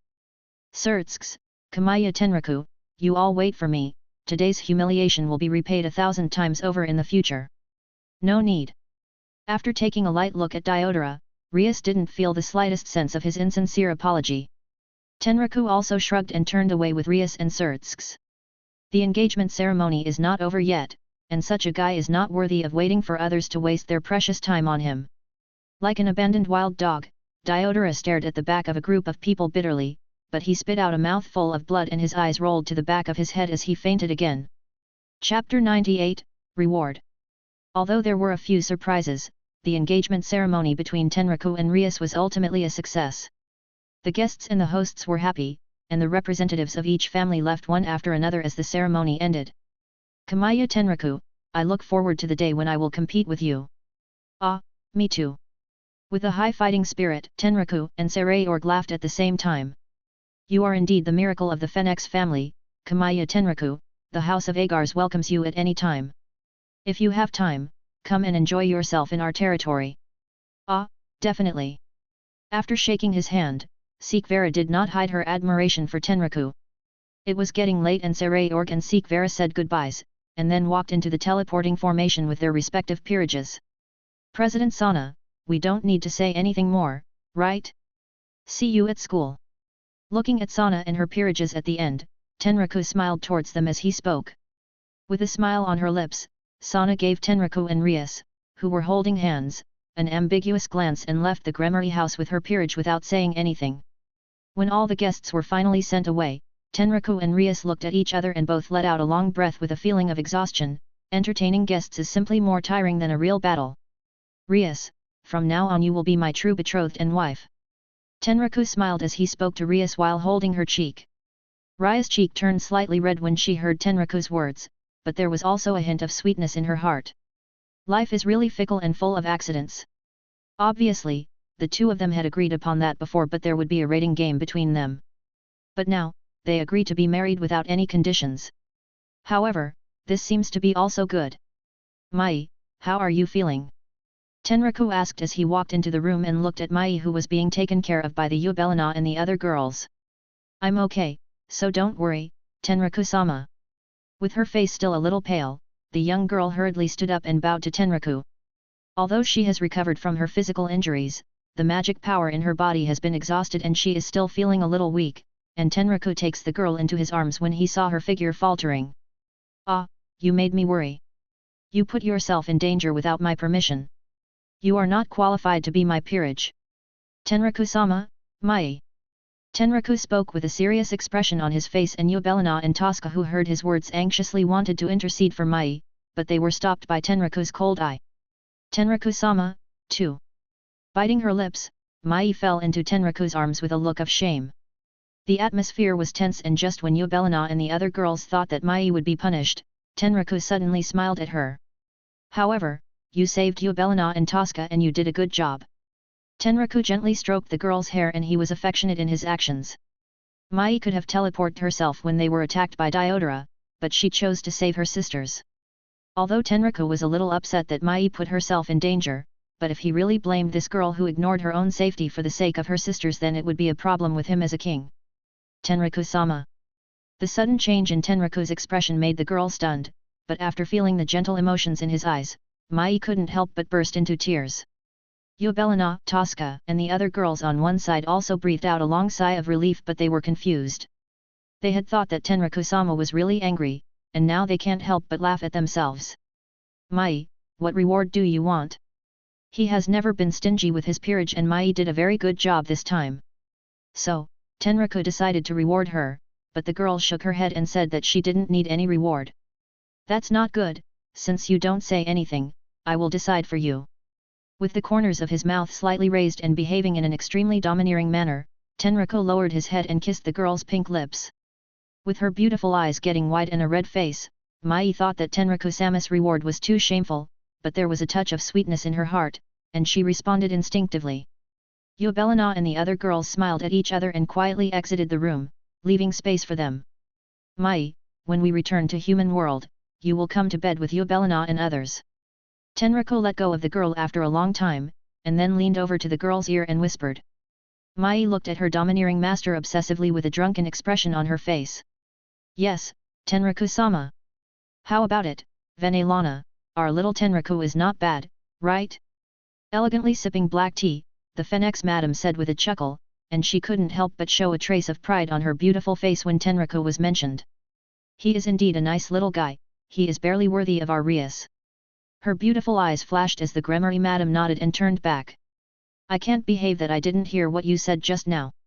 Is our excellent little Tenraku just barely worthy of the Gremory princess? That's natural, our Rias is the best. Oh, but I think our little Tenraku is the one who is best. Rias is. Little Tenraku is. Rias is. Little Tenraku is. The two noble duke madams are bickering against each other like little childrens. They don't even care if they are heard by anyone. Although they are smiling at each other, they are all powerful. The maids standing on both sides are cold and sweaty and nervous. They are scared of what would happen if these two noble madams fight. The two women looked at each other with fierce expressions on their faces. The whole room was terribly quiet, until after a long time, the two madams lost their momentum and they laughed at the same time. Hee hee. As expected of the former Madam of Extinction, Venelana, you are still so strong. You are not the same. Tenraku is obviously not your own child, but you still protect him like this. Tamako entrusted little Tenraku to me, he is just like my own child. Tamako, I miss you a little bit. But having said that, your little princess and little Tenraku seem to have an agreement, right? Ah, they are all rebellious little guys, but they have captured each other's hearts before the agreement is completed. Afterward, I could see an interesting expression on Raya's face. Ara, even your own daughter is playing tricks on you, Venelana, you are getting worse and worse. Occasionally letting my daughter make fun of her mother, isn't this also my duty as a mother? Oh, after you said that, I want to try it a little bit. Hee hee. Tenraku and Rias thought that they were perfectly hiding their conversations. In fact, their little secrets have long been known, and the two boring mothers are still discussing with great interest how to open them. Chapter 99, Approach. Underworld, Astaroth House, main residence. Ah! Ah! Painful and numb, the screams of the girls sounded in the darkness of the room from time to time, and Diodora kept beating the girls with a whip with a distorted expression on his face. He lost again. He had obviously endured so much pain, and he obviously put in so much effort, but in his battle of revenge, he lost to the same person again. The Gremory family's affairs made Kamiya Tenraku famous, but he became the laughingstock of the whole underworld. As for his father, who was the family lord, he scolded him severely. The great Satan Ajilka also asked him a question, and he asked the same question to the elders of the clan.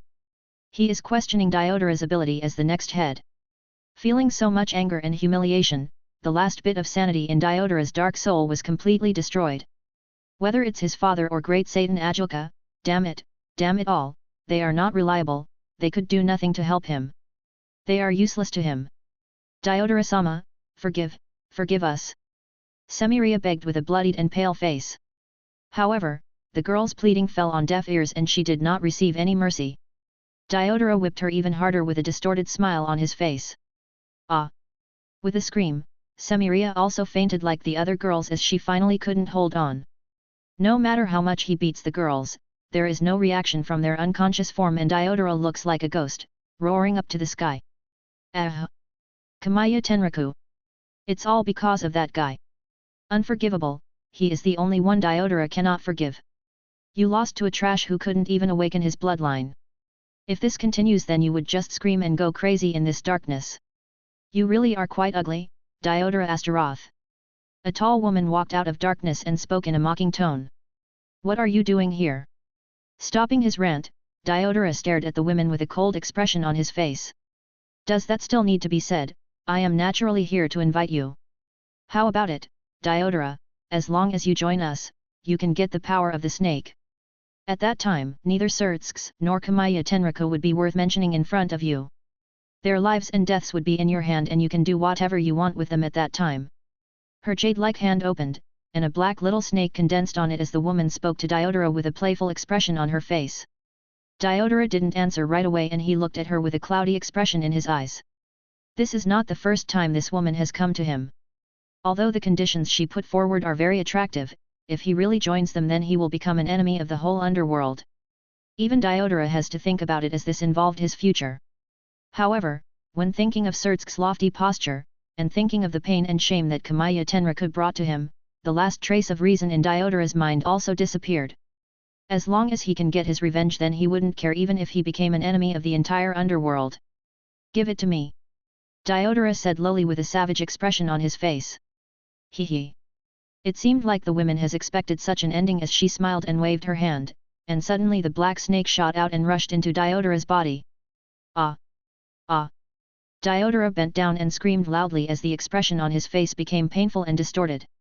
Pain, all Diodora is feeling right now is piercing pain all over his body. However, in that pain, he felt a power, an extremely powerful force. I gave you a little more than necessary, thank me, Diodora, haha. Power, I want more power. Surtsk's, Kamiya Tenraku, just wait for me, I will ground your head under my feet. Ah! The ridiculous laughter and painful screams converge into a twisted symphony in this dark room. Human world, nighttime, Kuah town. Ha. Panting like a cow, a middle-aged man in a trench coat ran desperately on an empty street. He was angry and frightened, and it was as if he was avoiding something terrible. Shoo! What? There was a sound of an object breaking through the air, and then two lights flew from the darkness and penetrated the man's legs, and the man also screamed and fell to the ground. You have nowhere to escape now, my dear clergy-san. With a sneer, the three women, Rainaray, Middled, and Kala Warner landed from the sky with black wings behind their back. Looking at the three beautiful but evil fallen angels in front of him, the man couldn't help but look desperate. Hey, clergy-san, what are you doing? Wouldn't it be okay to join us obediently? Rainaray leaned over and spoke with a wicked expression on her face, and her finger poked the man's forehead. Damn heretics, damn you, fallen angel, I will never join you, believe. Gritting his teeth, the man replied bitterly. Although he is very scared, he will never bow to evil when he is being watched by the Lord. Squinting her eyes and nodding, Rainaray also straightened up. In this case, you can die. The evil smile on her face disappeared, replaced by the endless indifference as Rainare condensed a spear of light and penetrated the man's heart. Since they would not become her master's believers, then they could go and die. No one in this world can stop her master's ambition and stand in his way. You. Staring fiercely at Rainare, the man raised a hand to grasp something, but he lost his breath soon after and the color in his eyes was lost. With a disdainful snort, Rainare kicked the man's body away. You didn't have to kill him. Flashes of light flashed as several streams of water gathered to form the figure of the Undine Queen. The Undine is a kind and pure being who can't see Rainar's cruel methods. Who told him to remain that so stubborn? If he can't be used for our master, then it is better for him to die so we can save ourselves from any future trouble. If he is of no use to our master, then it is better to kill him to save ourselves any trouble in the future. This is how we do things. If you have any complaints, then talk to master. Lazily stretching her waist, Rainare looked disdainful at the corpse on the ground, and then she ordered Middlet and Kala Warner on the side. Go get demon scripture back. Yes, Rainare sama. Fearing this woman who had collapsed in darkness but had become more and more powerful, Middlet and Kala Warner replied respectfully, and they quickly found a copy of God's and Demon's scripture from the man's body and handed it to Rainare. Rainare nodded her head in satisfaction and snapped her fingers, and a light swirl appeared behind her. She took Middlet and Kala Warner and walked into the light swirl, not caring about what the Undine Queen was doing. Frowning lightly, the Undine Queen didn't say much in the end and waved a stream of water to melt away the man's body and all the traces, and his body disappeared without a trace. The breeze slowly blew and the street was quiet again. It was as if nothing had happened. Chapter 100, Order. Underworld, the Gremory family main residence. Unii-chan, my training will soon be over, and I'll be coming to Unii-chan's when it's time. Holding Tenraku's arm, Ravel has a reluctant expression on her face. Work hard, Ravel, we will be waiting for you in human world. Stroking the girl's forehead, Tenraku also smiled lovingly. Thinking of something, Tenraku looked at the Madame Phoenix on one side again and said, Okasama, thank you for coming to my engagement ceremony with Rias, and please give my regards to Oyasama when you return. The Madame Phoenix nodded with a smile before saying a few words to Tenraku. She then walked into the teleportation formation with a reluctant Ravel and the maids. Uncle, Auntie, Surtsk-sama, my apologies for the troubles I may have caused you this time. Rias and I are also going back to the human world. The ceremony is over, and others have stayed in Underworld for a long time, and Tenraku also said goodbye. From now on, you will be our family, so you don't need to be so polite. Well, after you get married, you would be calling us father and mother like Rias, so might as well start now. Ara, my dear is really getting impatient. Otasama, Okasama. What are you saying? Hehe. Rias stared at her parents angrily, and Tenraku smiled awkwardly. He doesn't hate the casual yet warm atmosphere of Gremory's family. Tenraku-kun, you've really impressed me time and time again with your growth. Your sacred gear has infinitely great potential, use it well, and do whatever you want. Surtsk said as he patted Tenraku on the shoulder. The beautiful eyes of Grafia standing next to him flashed, and Tenraku couldn't help but have an odd look on his face. Surtsk-sama, didn't you warn me before to not take sacred gear easily again? Before was before, now is now, as Rias' betrothed and future husband, you have to take care of her and guard her, you can't do it without enough power. Work hard to become stronger, Tenraku-kun, whether it's fallen angel or church, as long as it's not too out of line, I'll block anyone for you. Surtsk replied with a serious expression on his face. The corners of his eyes fluttered, and Tenraku wondered if he had heard it wrong. Surtsk was letting himself go to plunder sacred gear. As long as it is not too outrageous, he will block his enemies for him. That is what he said, right? Is this the so-called brother-in-law privilege? Tenraku looked at Surtsk weirdly. It was as if he was meeting this great Satan Lucifer for the first time again. I understand, Surtsk-sama, I will try to become stronger and stronger, and will definitely guard Rias. Taking a deep breath, Tenraku nodded and replied solemnly. Although Tenraku didn't have the care of Surtsk, he still wanted to take the sacred gears from anyone. But since the great Satan was so kind and insisted on borrowing his name and strength, he didn't mind using it. Satisfied with Tenraku's answer, Surtsk also smiled and nodded, and seemed to have thought of something, and looked at Rias on the side. Rias, since you have officially entered into a marriage contract with Tenraku-kun, then you and your peerages will also live with Tenraku-kun in the future. Well, according to human world's talk, this is called cohabitation, right? Surtsk's words made all the women present stunned, and Tenraku almost laughed out loud when he saw their expressions. This guy is really something else. Unii-sama. After recovering, Rias was almost feeling embarrassed by her older brother and shouted at him. First, he was busy arranging the marriage contract for her and Tenraku, and now he's letting them live together. Her older brother is too generous. This is Satan's order. Surtsk had an unquestionable expression on his face as he spoke. She was really angry, but a Satan's dignity couldn't be challenged. Rias moved her lips and finally obeyed her older brother's orders. I know. Although she was a little embarrassed, she didn't really mind living with Tenraku. The two of them had recognized each other and entered into a marriage contract. Them living together should be a matter of course, right? Not to mention her, Akeno must be happy to live with Tenraku in the future. Rias looked next to her and as expected, Akeno was already excited. There was no more business, and after talking to the Gremory couple and Surtsks, Tenraku said goodbye to them again, and then he walked into the teleportation formation with Gasper and the girls and left the Underworld. Human World, Kuah Academy, Occult Research Club. Rias, don't forget Surtsk's orders. Walking out of the teleportation formation together, Tenraku smiled at Rias standing next to him and spoke. We will move in after we finish dealing with things here. Rias gave Tenraku a blank look and said back in an unpleasant manner. Then we will go back today, but before that. In a happy mood, Tenraku stretched his back and looked at the young girl with an expectant look on his face. Knowing what someone was waiting for, Rias hesitated a bit, but she still came forward and stood on tiptoe to give Tenraku a kiss on the lips. Satisfied now? Ah, very satisfied. Era, Tenraku and Rias are really in love. Akeno's sour voice was heard by Tenraku and Rias, and they looked at her and saw a jealous expression on her face. With a chuckle, Tenraku didn't explain anything and he pulled Akeno into his arms and kissed the girl's lips. After a long time, Tenraku let go of Akeno, and the girl's face had a smitten expression on it which replaced the slightest look of jealousy. Konako-chan, do you want to try it too? Tenraku smiled and asked as he looked at Tajao Konako.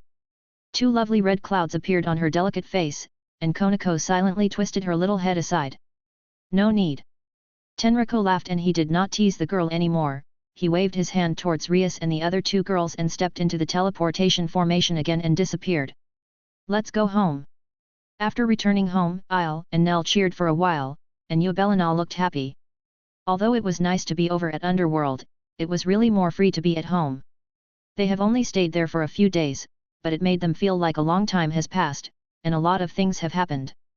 Seemingly hearing the sound of everyone coming back, the fallen angel girls also walked out of their room, and Rainare directly pounced on Tenraku and then frantically plundered Tenraku's lips. Rainare, are you going mad? Tenraku finally pushed the madwoman away from her and said in an angry manner. If the master hadn't come back then I really would have gone crazy. With sweet smiles and endless seductiveness, Rainare couldn't help but cover Tenraku's lips with hers again. Secretly cursing the enchantress, Tenraku motioned to the girls to do their own thing while he walked into the room holding Rainare. He will talk about other things later as he first needs to satisfy this thirsty woman.